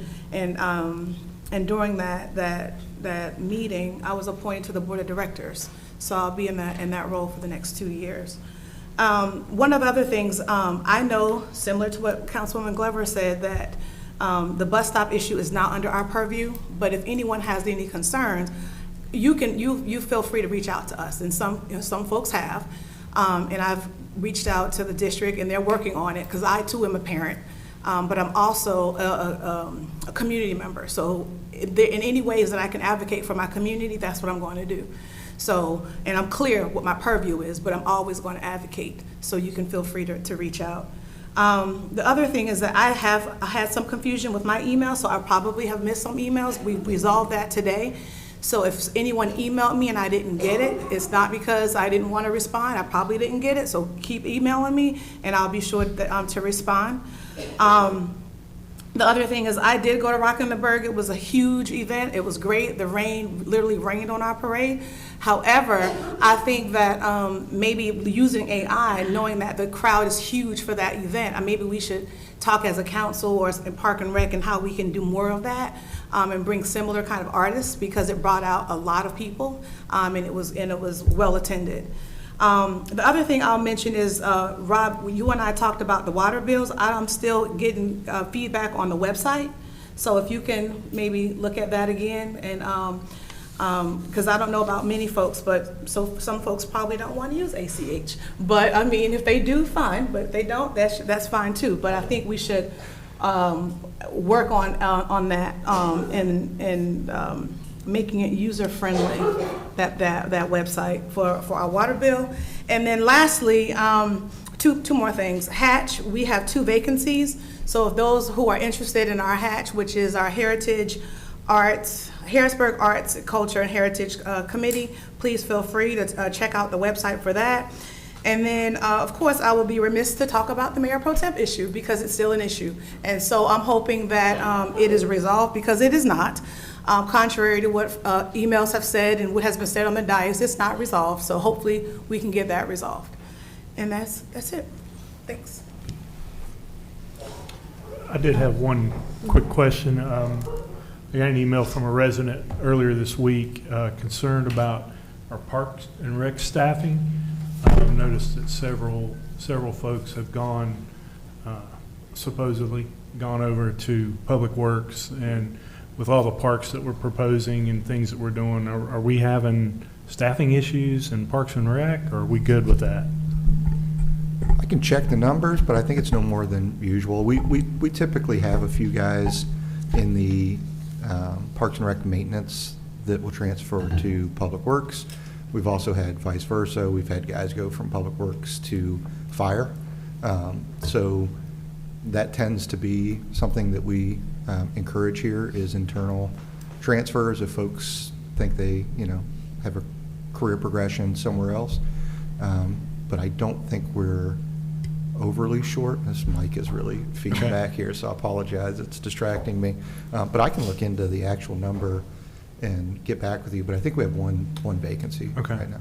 Yeah, it was just a concern, and the residents probably listening tonight, so I wanted to make sure that her question was addressed, or their question was addressed, sorry. I will get back with them and you tomorrow. I did have one more for the vice chairman of the board for Wasac. That was in our annual report, which I read. One of the things that's kept me awake the last month, I saw Anson County had a water main break and that whole town was on shutdown. I don't know if you guys went through there, but the McDonald's and the Burger King not open. That is just disaster. Puerto Rico on a water shortage, Wisconsin's water system hacked. I just want to be able to sleep at night knowing, Wasac, you got this covered. You got a backup plan. If the water main breaks, what do we have? What do we do? And that there's a contingency plan for that. That's one of the service. I mean, if we are 2 days late on garbage service, no harm, no foul. If the water doesn't come on tonight, there's going to be a problem.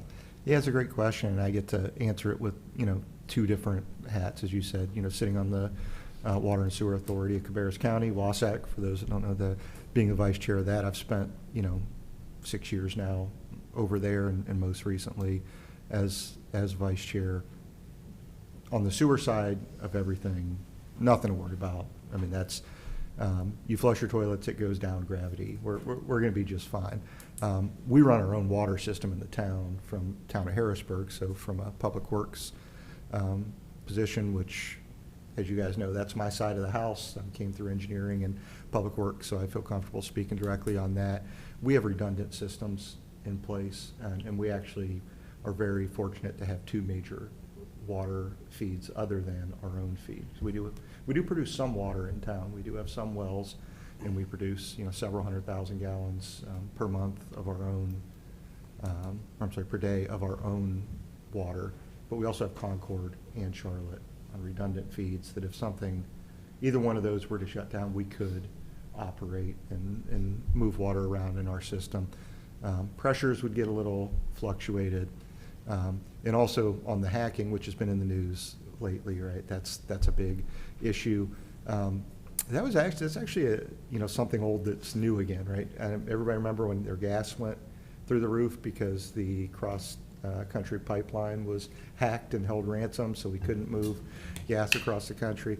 I was public works director at that point, and James actually took our entire system off of line of being able to log in. Basically what had happened on these recent water systems is they have these SCADA systems, and I'll nerd out a little bit for you here, but they have these automated systems where our folks can adjust chlorine levels and check pressures, do all these things via computer instead of getting out and turning valves like we did in the old days. And the folks that were hacked had online logins where you could get in and do that basically via the web, and they just didn't set passwords. And so bad actors got in and they went in, they just set a password and locked out the user. So there was no way for these water systems to get in and control their own systems. And that happened all over the country, and it became kind of a story. We have not had a system like that for 5 years. Our system runs completely different and is a secure system, and that was something we were concerned about when we saw the first act of this, which was the natural gas pipeline get hacked. So no concern here on either side of the water system. Okay. Yep. You can sleep and there'll be water tomorrow. Okay. Okay. I wanted to provide an update. In July, I participated in the quarterly Cabarrus Summit, and where we heard a presentation from Wasac on the expansion of sewer capacity. And I'm pleased to share that the project is moving according to plan. Also, as the new school year begins, I've also been hearing a lot from the residents that many school bus stops have been consolidated. And with so many students now walking longer distances to their bus stops, I encourage everyone to be extra vigilant and mindful of children walking along the roads and neighborhoods. Some of the neighborhoods lost the inner bus stops, so the buses are gonna be stopping on the main street, like on Tom Query and Hickory Ridge Road and so forth. And as was mentioned before, this, even though it's not our responsibility, but from what we understand, it's a big part of it is a shortage of school bus drivers. So that's definitely where we need to make sure that more people apply for these positions, so that, and also the county, the school board needs to hear about these issues as well. So the more of us speak up, the better and quicker I believe the concerns will be addressed. But I have definitely been hearing from quite a few parents that they're very concerned with that. So, but in the meantime, we need to do our part and be extra careful on the roads as we drive, because there's a lot of little kids out there, elementary school kids, some on the spectrum and so forth, and they're having to walk a lot longer to their school bus stops. And I'll round it out. I was absent last month due to a death in the family, but got a lot, so hang with me for a minute. CRMPO Road Commission, we are always off in July due to vacations. We never meet, so we'll be back in full force starting at the end of this month. Being that I was out last month, I didn't get a chance to express my appreciation publicly. I did send an email internally to all the directors and leaders of the town to let them know how much I did appreciate all their effort, all the work that they've put in over the last year to make the July 4th a success. I think when we look at it, we as council did not understand the level of detail with regards to the security that was being added this year until somewhere around March and April. And I was very cautious, to say the least, that this was in plan. We had not heard about it. Jim, you and your staff got together really quick, gave us a good presentation. First time event with this type of security. I don't think you could ask for better. I mean, there's always going to be hiccups. I get it. Hindsight's 20/20. We'll figure that out. We'll do a postmortem. We'll get at it again. So I'm not here to critique it one way or the other. I know that's a bigger discussion that probably doesn't involve me, but I'd love to hear what the results were. With that, just thank you all for all the work that you put in, from Public Works to accounting to Parks and Rec staff to HR, all the folks that don't get recognized on some of these things. It takes them as well. I also got a chance to catch up with Jonathan Allman and Grant Campbell. One of the concerns, I spoke to both of them at great lengths with all these House bills that continue to pop up regarding the builder's lobby. And I'm like, how do we get you guys to stop loving those guys? I mean, because it seems like every time we turn around, there's a new variation of last year's bill that initially last year was to almost pretty much disassemble the whole municipality as we know it today. And then they was like, oh, we'll put a piece of it over here and a piece of it here. And, Jonathan and Grant both said, we rely on you guys to share that back with us. We see so much coming back and forth that we appreciate your advocacy from your level. And I know we have the service that we've signed up for there in Raleigh to represent us. But he said, it also comes from us as leaders in the community to share that, our advocacy, letting our residents know, hey, this is on the books. Your property may not be the same anymore if this continues to happen. So continue to share those things with the community. While I was gone, I also got a phone call, and Jonathan, your team absolutely knocked it out of the park.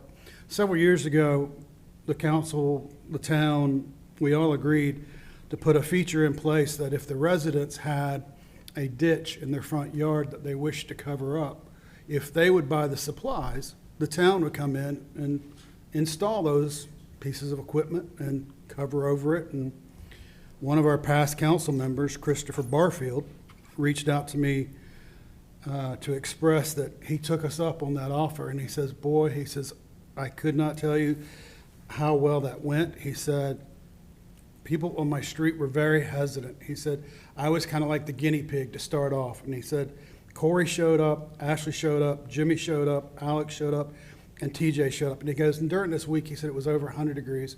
He said, we had the supplies ready. They showed up, got it all put in, and before you know it, his neighbor next door signed up, his neighbor after that signed up, the guy across the street. So it was like popcorn. It was just starting to pop over there. So kudos, Jonathan, to your staff.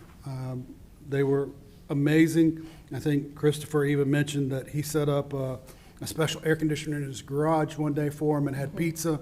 So he just wanted to know that they were really taken care of. And then lastly, Brian Lee and Jim Spina, thank you for answering my text. I know sometimes those things, when we get the messages, Brian, you've been doing some special research for me for a resident that has concerns about some of our vehicles. So thank you for all the detail on that. That's always nice to be able to push that back and go, here's your information.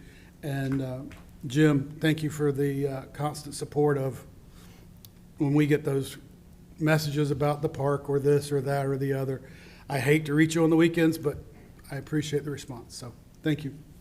Thank you. Any other council comments? I do have one final. I think that it's important for us to revisit the dogs in the park. We can talk about it at the workshop whenever you want to discuss it, but I think it is important for us to revisit that. There was an incident of some sort in the park on Saturday, but again, dogs are unpredictable, as are people sometimes. But I think that we need to figure out how we're going to navigate that in a way that keeps everybody in our community safe. All right, thank you all. We will move into the public hearing portion of tonight. We're going to have Monterey up with us for a hot minute. The first one is a continuation request for the public hearing of the Peach Orchard Road. Monterey.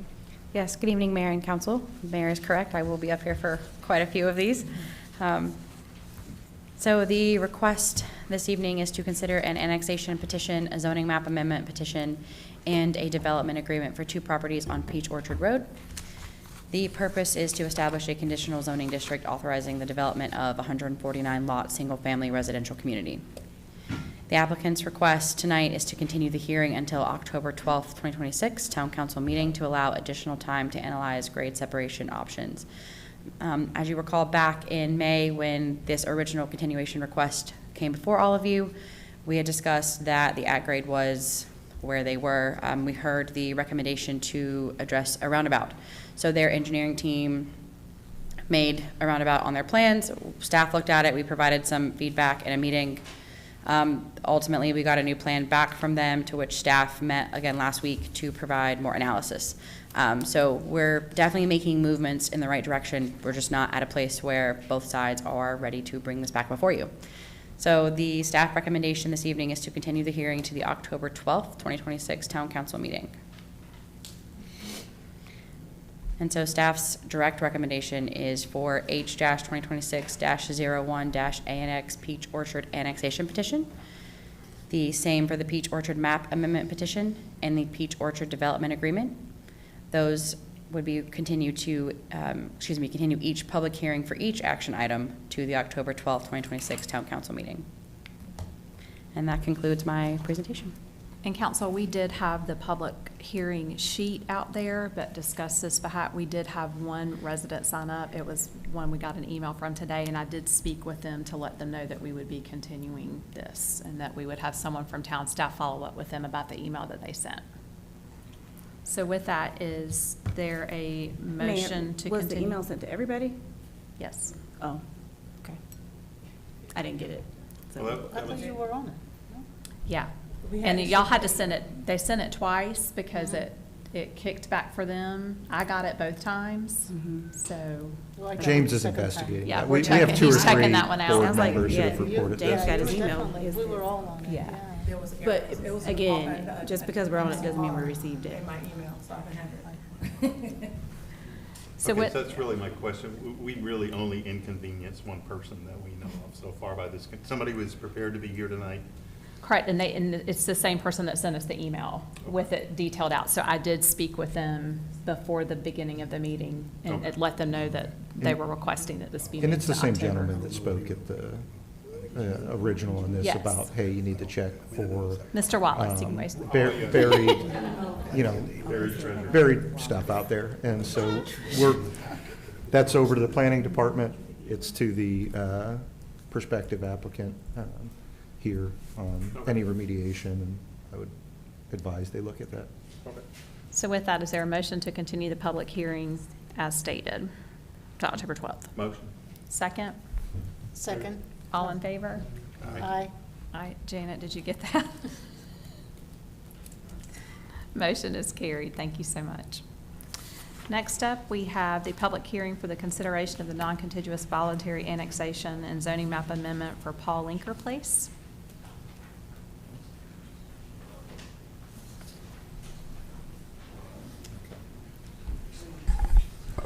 Back to your and I's conversation, she's going to go through the other two to ask those to be continued. It was listed as all three. Lee just told me we need to do the other two. Okay. Is that correct, or is that incorrect? Yes, apologies for the confusion. We did break out the motions individually. Okay. Sorry about that, Mayor. That's fine. Pause, Janet. So we're going to redo this one. So the first motion is for the voluntary annexation, continue the public hearing for October 12th.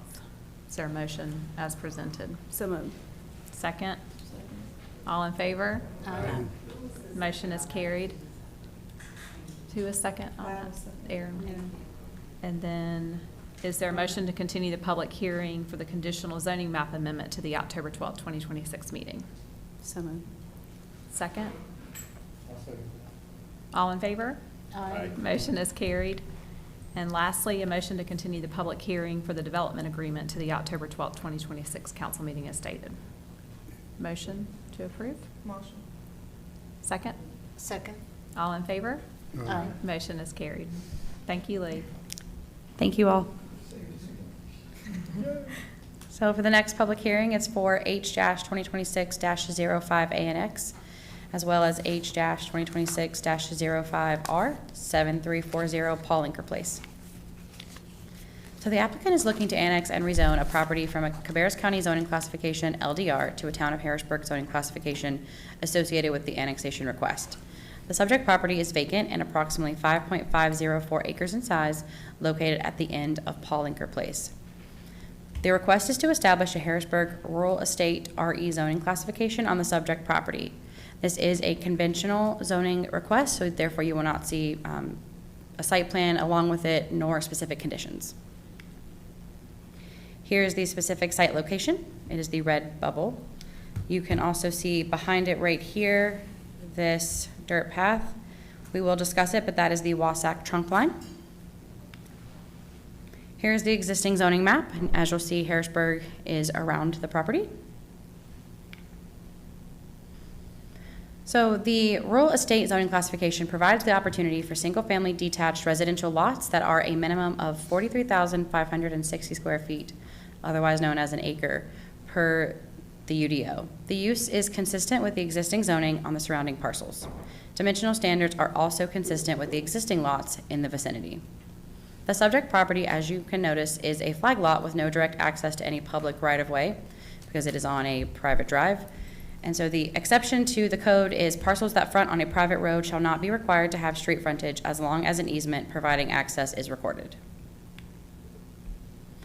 Even though this is a conventional, I will present to you what the applicant is proposing this evening. They are looking to purchase this approximately 5.504 acre lot to build a private residence on the property. The property owner is currently working with Cabarrus County to extend Paul Linker Place approximately 630 feet to provide access to the subject site via a private road, i.e. the access easement to Farmill Road. The applicant does plan to drill for a new well for water service on site and to connect to the Wasatch sewer line in the rear of the property that was shown in the previous slide. All costs associated with the water and sewer access and approval from Cabarrus County are at the owner's responsibility. This conventional rezoning was presented to the Planning and Zoning Board at their July 21st, 2026 meeting. Their only discussion resolved around what could be done by right if the applicant developed based on the proposed zoning district versus their plan. And that essentially would indicate that they could get more lots out of the parcel. However, acknowledging that it is a singular lot and it was being asked as a conventional rezoning, the Planning and Zoning Board approved a motion unanimously to recommend approval of the rezoning application to Town Council. So staff's recommendation tonight is to recommend approval of the annexation petition H-2026-05-ANX and the zoning map amendment H-2026-05R to apply the Town of Harrisburg Rural Estate RE zoning district to the approximately 5.504 acres at 7340 Paul Linker Place. And that concludes staff's presentations. Any questions this evening? I have two questions. Sure.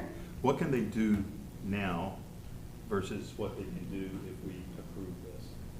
Sure. So right now they're zoned LDR, which is low density residential, so they can do in the county 1 unit per acre. They'd have to connect to well and septic if they're going to be in the county. If they annex and rezone through a conventional process, since it is 5 acres, the zoning district would allow them a max of 5 homes. However, by the time you add roads, et cetera, you're definitely looking at less. By guesstimation, probably 2 to 3, but more than the singular home that they're proposing. Okay, so before and after. Before 1, after, between 2 and 5, essentially. But don't they get access to water and sewer by being? From us? Yeah. So there is not public water out there, so they would be able to tap onto the public sewer at the back of the property. They would still have to draw from a well. But yes, part of annexing is for them to actually be able to get public utilities. And trash pickup, and a trash can. Trash can? Yes. Yeah. We'll pick Yeah. we'll pick up your sticks, Yeah. your grass clippings. Snow removal? Discounts on youth athletics, free wristbands for the 4th of July. I could keep going. But before, staff recommended to them that they go the conventional route. We did take them through a pre-app. We did analyze this with other internal departments, so we understand at least if it's buildable or not before we brought it before you this evening. Any other questions? Any other questions before we move to public hearing? Okay. With that, we will open the public hearing. Speakers have 3 minutes. We did not have anyone sign up to speak this evening. Is there anyone that wanted to speak on this project? If not, we will close public hearing, go back to council, and read the first motion. Yes, and so while we are recommending a one-step decision, you are more than welcome to do it through the 2-month. However, we will have 3 motions again this evening for the process. So the annexation motion to approve the annexation petition H-2026-05-ANX and adopt the ordinance annexing approximately 5.504 acres at 7340 Paul Linker Place into the town of Harrisburg. Is there a motion to approve as presented on the annexation? Motion. Second? Second. All in favor? Aye. Motion is carried. Thank you. Thank you. Motion number 2, the zoning map amendment. Motion to approve the zoning map amendment H-2026-05-R and adopt the ordinance amending the official zoning map to apply the town of Harrisburg Rural Estate RE zoning district to approximately 5.504 acres at 7340 Paul Linker Place, subject to the approval of the related annexation petition. Motion to approve the zoning map amended as presented. Second? Second. All in favor? Motion is carried. And last, the consistency and reasonableness statement. Motion to approve the consistency and reasonableness for the zoning map amendment H-2026-05-R, finding the amendment is consistent with the Harrisburg Land Use Plan, reasonable and in the public interest because the proposed rural estate zoning is compatible with the surrounding low-density residential character and appropriate for the size and configuration of the property. Motion to approve the consistency and reasonableness statement as presented. Motion. Second? Second. All in favor? Aye. Motion is carried. Thank you. Thank you all, and this is my last one for a few minutes. The public hearing before you is H-2026-02-ANX, and the rezoning is H-2026-07-R, 9274 Narren Lane. The applicant is looking to annex and rezone a property from a Cabarrus County zoning classification LDR to a town of Harrisburg zoning classification associated with the annexation request. The subject property is vacant and approximately .47 of an acre in size, located along Narren Lane within the Bradford Park neighborhood. The request is to establish a Harrisburg residential medium RM zoning classification on the subject property and is another conventional rezoning. Here you will see the red dot is the specific site location, almost directly across from Beth Lane.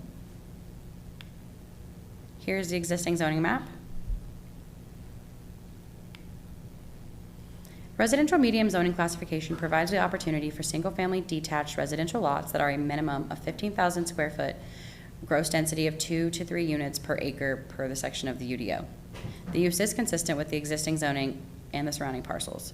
Dimensional standards are also consistent with the existing lots in Bradford Park. And the subject property does have access to public water and sewer inside of Narren Lane. This is a specific applicant's proposal. The applicant's objective is to construct one private residence on this vacant lot. The property owner has agreed to build a residence that will conform to the existing residential design in the neighborhood, and the HOA has communicated that they have heard from the applicant, and they are all on the same page about the steps to move forward. Construction will not be allowed in the 55-foot stream buffer located at the rear of the property. It is shown on the survey, but is also right here. This was brought before Planning and Zoning Board at its July 21st, 2026 public meeting. The discussion, just like the last one, was what could be done by right if the applicant developed the parcel based on the proposed zoning district. And in this one, it's simply one home. So the board approved a motion 6-0 to recommend approval of the rezoning application to Town Council. So staff's recommendation tonight is to recommend approval of the annexation petition H-2026-02-ANX zoning map amendment H-2026-07-R to apply the Town of Harrisburg residential medium RM zoning district to approximately .47 acres at 9274 Narren Lane. And that concludes staff's presentations. Any questions? Bradford Park is ETJ. Yes. So how does that work? I mean, Sure. Anybody, I guess, anybody can be zoned in, but all their neighbors are ETJ. We're not going to send a garbage truck for one house, right? I asked this question. We're not, but Waste Pro will. It costs the same regardless. It is the town's policy that if they're going to obtain public water and sewer, that they annex into the town. And Waste Pro is already doing the whole neighborhood.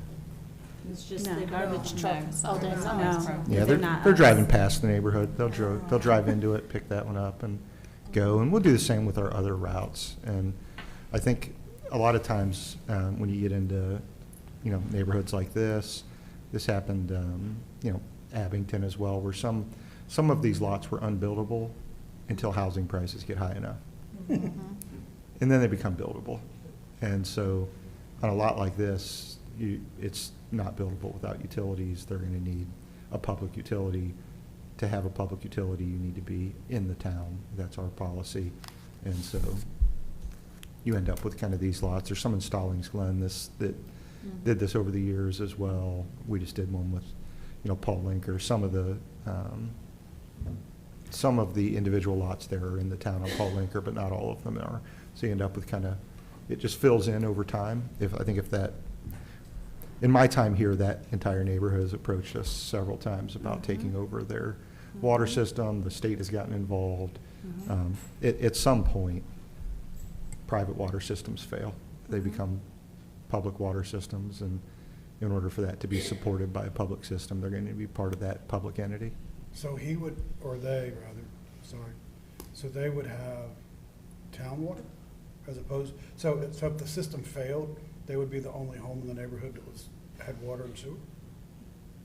If we took over that system, they'd be the only one that gets it at the town rate. Everybody No, else but would I'm pay saying- 50% more. I'm saying, because we're annexing this one parcel, Mhm. and they're subscribing to town water and sewer, if the system were to fail that's there, the private system, they would be the only one working then? No. I guess I'm confused why we No. just don't leave them as ETJ.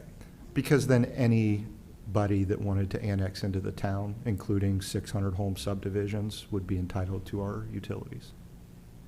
You can't have a disparate policy. You can't say, you don't you get water and sewer, but you're not in the town, but you don't get water and sewer.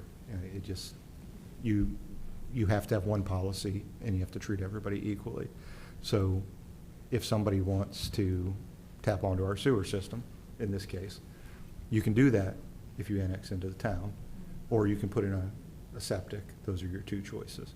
But you can't use our utilities and not annex in, and then we tell somebody else, well, you can't come in. So additionally, the neighbors around him could choose to annex? At any point.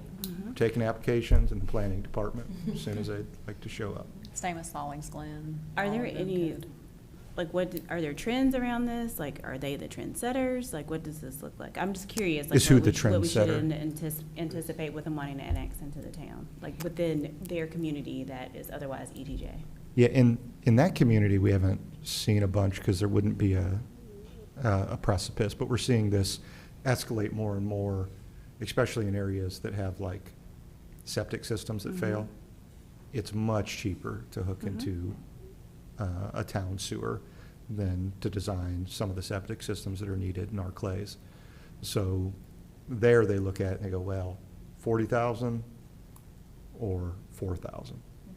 And then they make the financial decision that it's better to go that route. So you're seeing it escalate in areas like that. You're also seeing vacant lot. This is becoming more and more popular. I don't see a huge trend of folks just choosing to pay more taxes to move into a town when they're already getting all of those services because we have to. So for instance, this neighborhood, those sheriffs that were up here, they're showing up. If you call, if there's something that happens, they're showing up. Those folks aren't paying a tax for that. All of our residents are, and it's to the tune of $4.5 million a year that we pay in that service. But we're not going to tell a sheriff, hey, don't go to that neighborhood. They don't pay, right? The same with our parks. We don't have a sign out front that says, you know, show your residency before you walk into this park. So, you know, we're paying $6 million a year for parks and and everybody that's close gets to use it.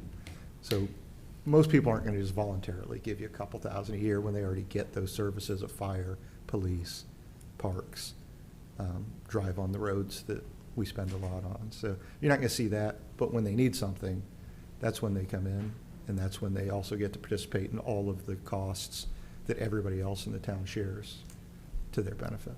No, thank you for that clarity. I'm not necessarily opposed to it. It just seems like it's a very nuanced. That was my soapbox for everybody else. I've already talked to everybody here over and over about this year after year. You know, it's tough the way we do annexations in North Carolina because it's just all voluntary. And so you get lots of these little donut hole spot annexations all over, and it makes it really expensive for communities to serve those folks. But also that's the business we're in. We're in the service business. So when the public need is there, in this case, you have somebody's property, they can't get the highest, best use out of it. The only thing that will allow that highest, best use is this utility connection and being part of the town. It's not as cheap to serve from a tax standpoint as it would be if it was in the middle of, you know, Holcomb or Grantham or one of those neighborhoods. But, you know, that's what government does. If it was easy, the private sector would do it. We only get the things that don't make sense. Are there any other questions before we open it for public hearing? Okay, with that, we will open this for public hearing. Again, we did not have anyone sign up to speak on this property. So with that, we will close public hearing. And This move is broken for- out just the same in three motions. Right. So the annexation motion to approve the annexation petition H-2026-02-ANX and adopt the ordinance annexing approximately .47 acres at 9274 Narren Lane into the town of Harrisburg. Is there a motion to approve the annexation as stated? So moved. Second? Second. All in favor? Aye. Motion is carried. Thank you. Thank you. Motion number 2 is a zoning map amendment.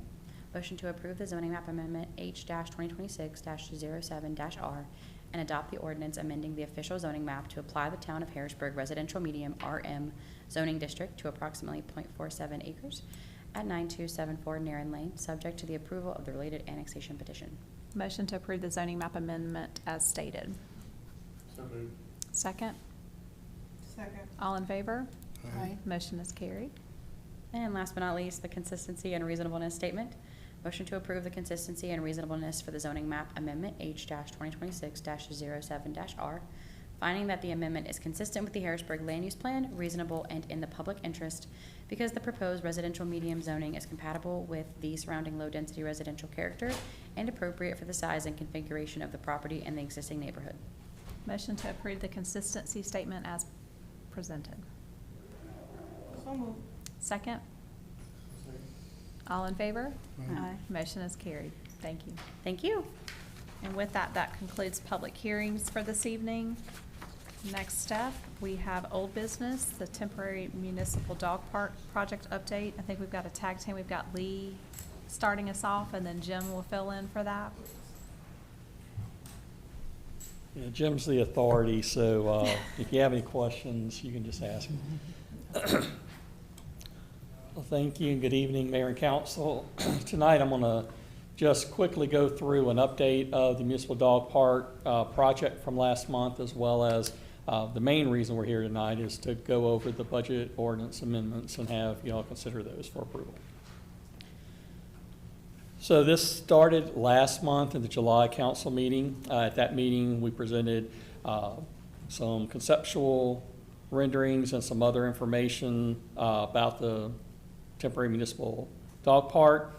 At that meeting, council authorized the project and authorized us to move forward with it and established a $125,000 project budget not to exceed. From that standpoint, we were directed to come back with you this month for the appropriate and necessary budget action to formally implement the project. From that meeting in July, there were a few items that were brought up from council that we considered and made some adjustments into the design. Expanded seating. We added seating for up to about 40 visitors. We added some additional parking lot, some fencing, to block the parking lot sidewalk from the road. So make sure that it was safe for vehicular traffic and make sure we didn't have the dogs interacting with that. I'll show you an example of what we did to help with that as well. Upgraded landscaping and signage packages. All of those were brought up last month and we did update those accordingly. As we were going through our design refinements, we also in-house decided it was appropriate to add in ADA accessible parking spaces, 2 of those, and accessible shaded picnic tables that'll be located up towards the front of the park. So as mentioned, I think last month in the rendering that we showed everyone, it gave the illusion that the park was going to be right on the road. Wanted to show this from an aerial standpoint, from going from the shade area in the back of the property forward. It is about 30 to 40 feet off of the road. Did mention that last month, but I felt it was good to actually see it, to have a little better understanding. And that also, as we discussed last month for the parking at July 4th, that would allow us to use these sections there. And as we talked about, if there was ever a point where we decided that it was appropriate to keep this for a longer term and demand was such that we wanted to expand it, there is room to expand both to the left and further towards the front of the property. So again, we've been very busy from a staff standpoint since the July meeting, focusing on design and procurement, trying to make sure that we get all of the quotes in place to ensure that we're staying within the $125,000 budget, site engineering and prep, permitting and approvals, and then budget and finance working on our budget amendments for the capital reserve fund to have those appropriations in place. Again, our budget and fiscal impact is $125,000 not to exceed project budget. That is planned to come out of our capital reserve fund with the general fund. That balance is such that we feel is sufficient to support the appropriation without affecting any planned future capital commitments. So that won't have any impact on to those projects. So our staff recommendation is to approve the related fiscal 2027 budget ordinance amendments necessary to fund and implement the temporary municipal dog park project previously authorized by council on July 13th. That, I'm happy to answer any questions, or Jim is happy to answer any questions. Just trying to pawn this off. Yeah. Lee, can you go back just a couple of slides on the design portion? This will be our first dog park. Are we doing this design internally? We're going outside for consultation? Everything that we're doing is internal. Internal staffing. Internal staffing, okay. But again, I don't know if we have a dog expert. The question is, do we put the big dogs and little dogs, or the trapeze thing, or, you know, the bench here or there? I mean, are we saving money by trying to do this ourselves, or are we going to waste money? We got an expert in here, we would have built it right the first time. Now, we feel comfortable in the grand scheme of things. What we're doing is enclosing an area that is already site ready with the fence and a parking lot. All the other pieces is just the benches, the seating areas, the picnic area, and then there really is minimal play equipment there. So we have talked with some other experts in the area of dog parks that have offered to help us with the specific design packages, as well as talking through with the procurement process with some area vendors that are particular to the dog park. Yeah, the equipment itself, all of the interior equipment, the benches, shade structures, the dog play amenities, all are part of a package from a group, the vendor that does that specifically. Oh, okay. And they gave us some solid recommendations, sizing. The smaller portion will have a couple less and smaller amenities. Right. Just give them more room. When it comes to the fencing company we procured the quote from also has done a bunch of dog parks and gave us a couple of really strong recommendations that really, I think, helped us. I just want to make sure we get those recommendations. Oh, we should have built the big park bigger, or the small park smaller, or. We've been at this for 6 months, give or take, Okay. talking about and trying to get some information, from where we could. I've been to a few myself, so I think, when we look at the whole big picture of how we planned this thing out, we took our time, looked around, talked to good people, so we felt, or talked to good experienced people, that I think we, as we went through it, we felt very strongly we had what we needed. Great. Especially, and we have a lot of things here that staff people can really help us with. Public Works is great, they're gonna help out. My staff they know what they're doing, we'll be able to get in there. And we're counting on the fence vendor to do their job well, which they will. They've done these before. And of course, if you're dealing directly with a company that provides dog park amenities, they've been down the road a time or two. So Okay. I think we feel, I know I do, and I'm sure Lee does. And the maintenance in the event that people don't curb their dog, are we going to be out there every day and? Yes. It'll clean be part of the loop that we go through, whatever gang's taking care of Harris Depot on a daily basis. You just scoot up Harris Depot, take a look at the dog park, make sure it has what it needs every morning, and get out of the way.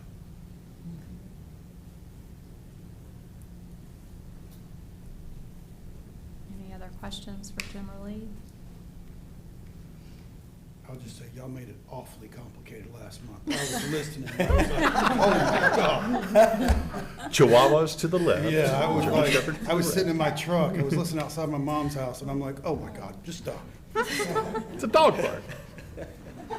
But to be fair, that was the first time they brought him to us, and some of us aren't dog owners, don't know, We would have normally discussed this in the retreat or another meeting. But I'm proud of us, we did it. I was yelling at my A little radio. bit over an hour, but. It took us a hot minute, but we Yeah. did it. Yeah.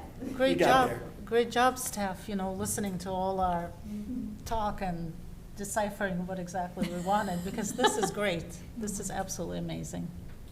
I appreciate the visual to see the whole thing, because I was kind of confused in how it was going, but I appreciate that, so thanks for sharing that. It was all my idea. Oh, now? Thank you.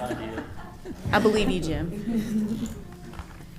All right, right, if there's no other questions, is there a motion to approve the related fiscal year 2027 budget ordinance amendments appropriating $125,000 for the temporary municipal dog park project consistent with council's July 13th, 2026 authorization of the project and established not to exceed project budget? So moved. Is there a second? Second. All in favor? Aye. Motion is carried. Thank you both very much. All right, that concludes old business. We have 2 items for new business, and Monterey is back with us for the first one.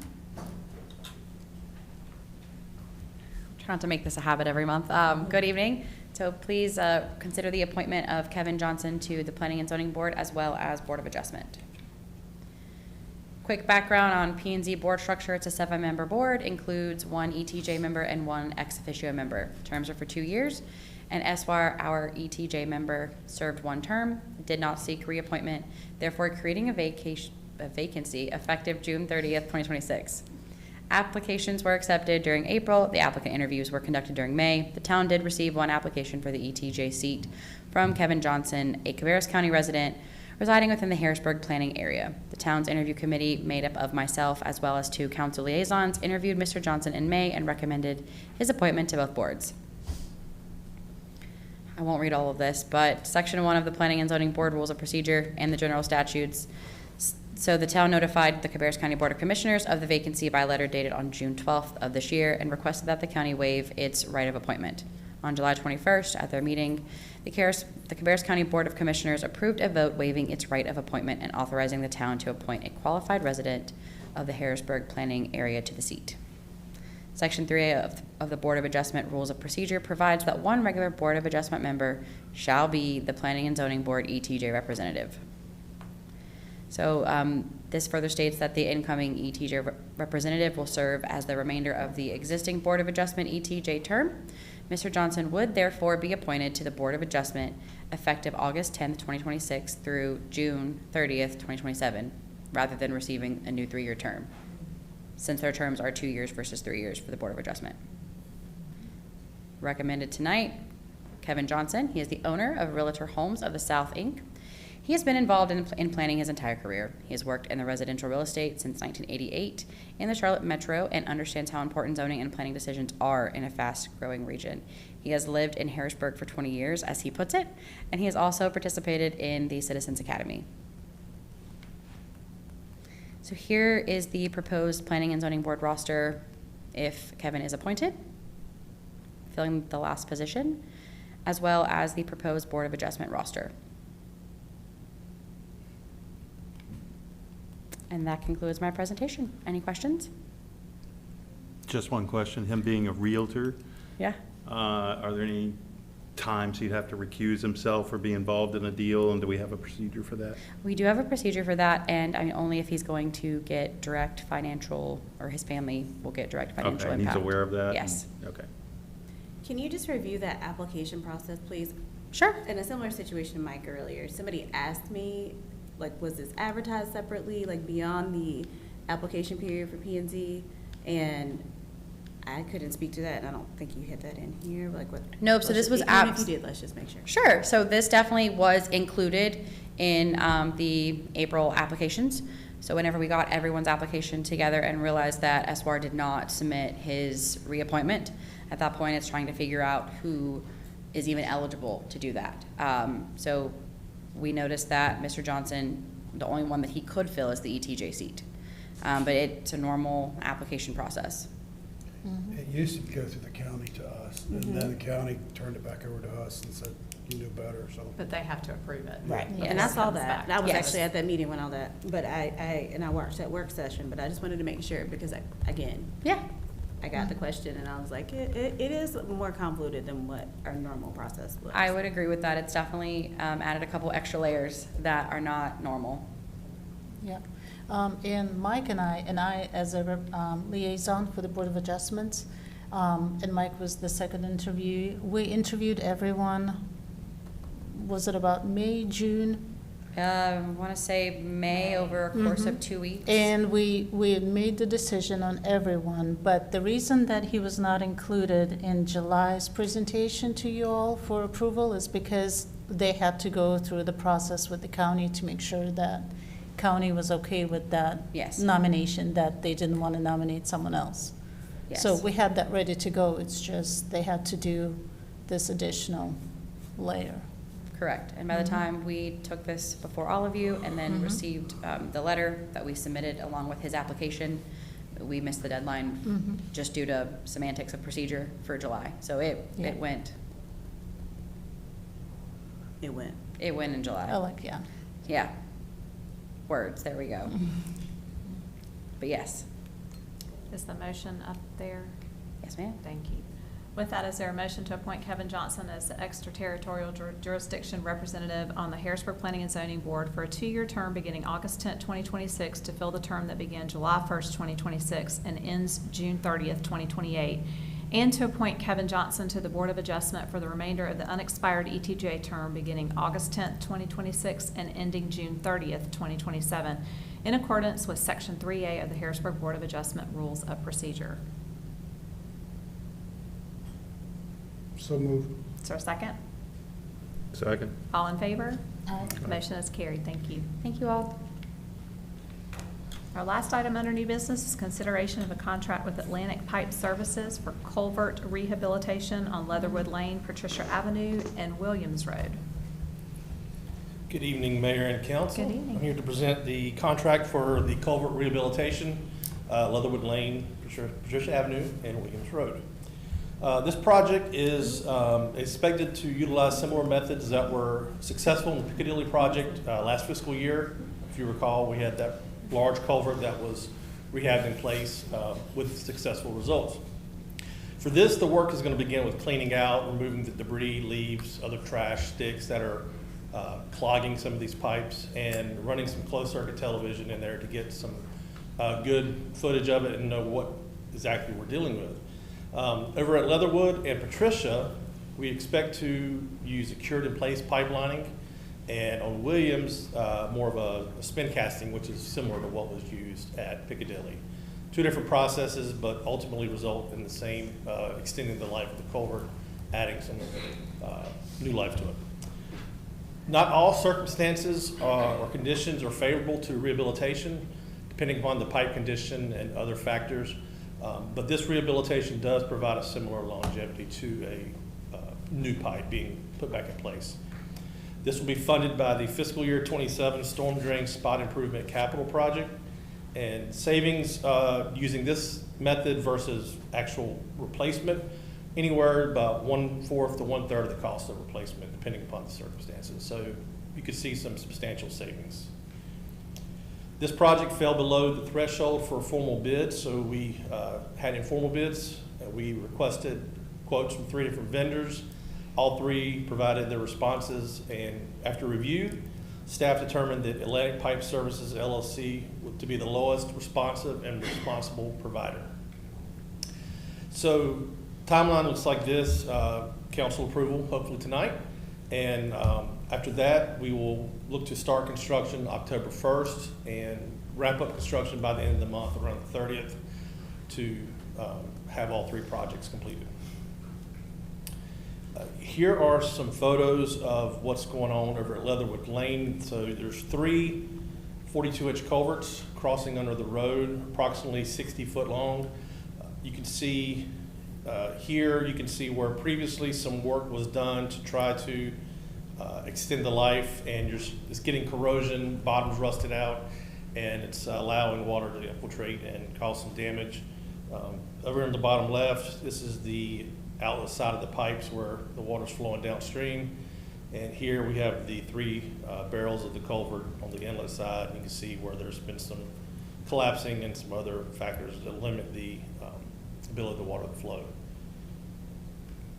Over Patricia, this is a 36-inch culvert, approximately 70 feet long, and it don't have a picture of it, but it includes what we suspect is a blind junction box where pipe crosses the road and then takes a turn to where its outlet on the right picture there. Again, do some cleaning video and then attack it with the method that is best for that one. And then finally, over on Williams is a 48-inch pipe crossing under the road. Pictures there of inlet side, outlet side. It's got a pretty big spot here where the pipe, where the water comes out of the pipe, and it's just tough to get, equipment in there for traditional replacement. But those are the 3 different areas. I just wanted to show you what we're looking at there. The contract with Atlantic Pipe Services on a not-to-exceed basis would be for $199,485.53. As mentioned before, this will be funded through the fiscal year 27 storm drain spot improvement capital project. The available funding in this budget is $600,000, and if approved, this would reduce the fund to approximately $400,000 for the remainder of this authorization period, which spans from fiscal year 27 to fiscal year 29, expiring on June 30th of 2029. And this supports the town's goal of a safe, well-maintained, and dependable public facilities and services. I'll open up to any questions that council may have. That price, it covers the piping, is it also including the pavement that's going to be required? So this is not digging the pipe out and put a new one in. Oh, okay. The pavement will not be impacted. Okay. This will be going into the pipe and applying a liner to the interior of the pipe to extend the life of the pipe, rejuvenate it. Yeah, so there will be no impact to the road, which is important on Leatherwood because Leatherwood is the only road in and out for those homes at the end of the street. So yeah, won't have any lane closures, nothing like that. Okay, thank you. Yes. You mentioned that you suspect that there's a pipe that cuts through. Yeah, one of over the on properties? Patricia, let's see, there, and again, I don't have it on the photograph, but just on the other side of the road here, is what's called a blind junction box, where 2 pipes come together, and normally you'd have like a manhole or a catch basin there. This situation is just a buried box, so there's nothing on the surface to show you where it is. But looking at the alignment of the 2 pipes, it's clearly there's a bend or something going on. So, but the treatment for this rehabilitation would address both pipes going into and out of that box. Okay, and your not-to-exceed cost means we get our deliverable no matter what. If it rains or they find a dead body or whatever in there, that's on them, right? That's correct. Okay. Leave it to Chris. No. Depends on who it was. We've had a rough meeting already. Maybe we could. For dinosaurs. That's a squirrel. I noticed this Leatherwood, and I don't know where this is going to be exactly, but it sort of abuts the future Caldwell Road extension. Is that going to kind of take into account potentially additional stormwaters and so forth from all those projects? I don't know, Rob, I don't. No? You see say that being close to Caldwell. the short answer is no. Any new development would do their own Would stormwater. do their own. So Okay. anything that goes into that Caldwell Road extension or the Moorhead West area that increases impervious would have to capture their impervious. Okay. All right, thank you. All right, with that, is there a motion to authorize the town manager to finalize negotiation and execution of the culvert rehabilitation contract for Leatherwood Lane, Patricia Avenue, and Williams Road with Atlantic Pipe Services in the amount not to exceed $199,485.53? So moved. Is there a second? Second. All in favor? Aye. Motion is carried. Thank you, sir. Thank you. Rob, action items, I did make note of the public comment about the Hawthorne neighborhood cut through. I think maybe just get a little more information. Yeah, and we'll see if we have that gentleman's information, but that was actually discussed ad nauseum when the Eiley subdivision was connecting into there, and there are raised pedestrian crossings and a stop there. So that's already been addressed, but we can share that. Okay. Speed bumps are a whole nother Yeah. issue about effectiveness, and if we're afraid there is some other cut through, which I'm not sure. I mean, there isn't a travel time cut through that would work. It would be something interior that you may be concerned about. We can look at those areas and see if there's other traffic calming things we can do, but we'll need that person's contact. Okay, and then dogs in the park? I do Add have that one. onto future agenda. What else did you have? I had a discussion for levy cap. I know that's already been on our agenda, but I have that marked down for future workshopping. I'm going to follow back up. I did relay the water bill website payment processing thing, and I think, you know, Brian had looked into that, and that may have resurfaced, so we'll check into that again, and report back on that, and those are the only two other ones. Emails? Check that. I had that not as an action item, but Okay. just as a big bold Okay. Yes. circle on my Okay. page that I've already sent out, but we've had some email issues that today really came, so found out about yours over the weekend, but then Mayor Teague had mentioned having an issue this afternoon, and I know Councilwoman Glover has had issue for weeks, but I thought those were kind of different. Really, all three of them being there. If anybody else is having email issues, let me know, but James, Lee, and I'll see what's going on and get that figured out ASAP. All right, I think perfect. James looks defeated because he's got his work cut out for him. With that, we do have a need for closed session this evening for legal and personnel matters. So with that, is there a motion to leave open session and move into closed session? Second? Second. All in favor? The motion is carried. And for those in the audience, we do not have any additional business. When we return back into open session, we will just be adjourning. And we'll take a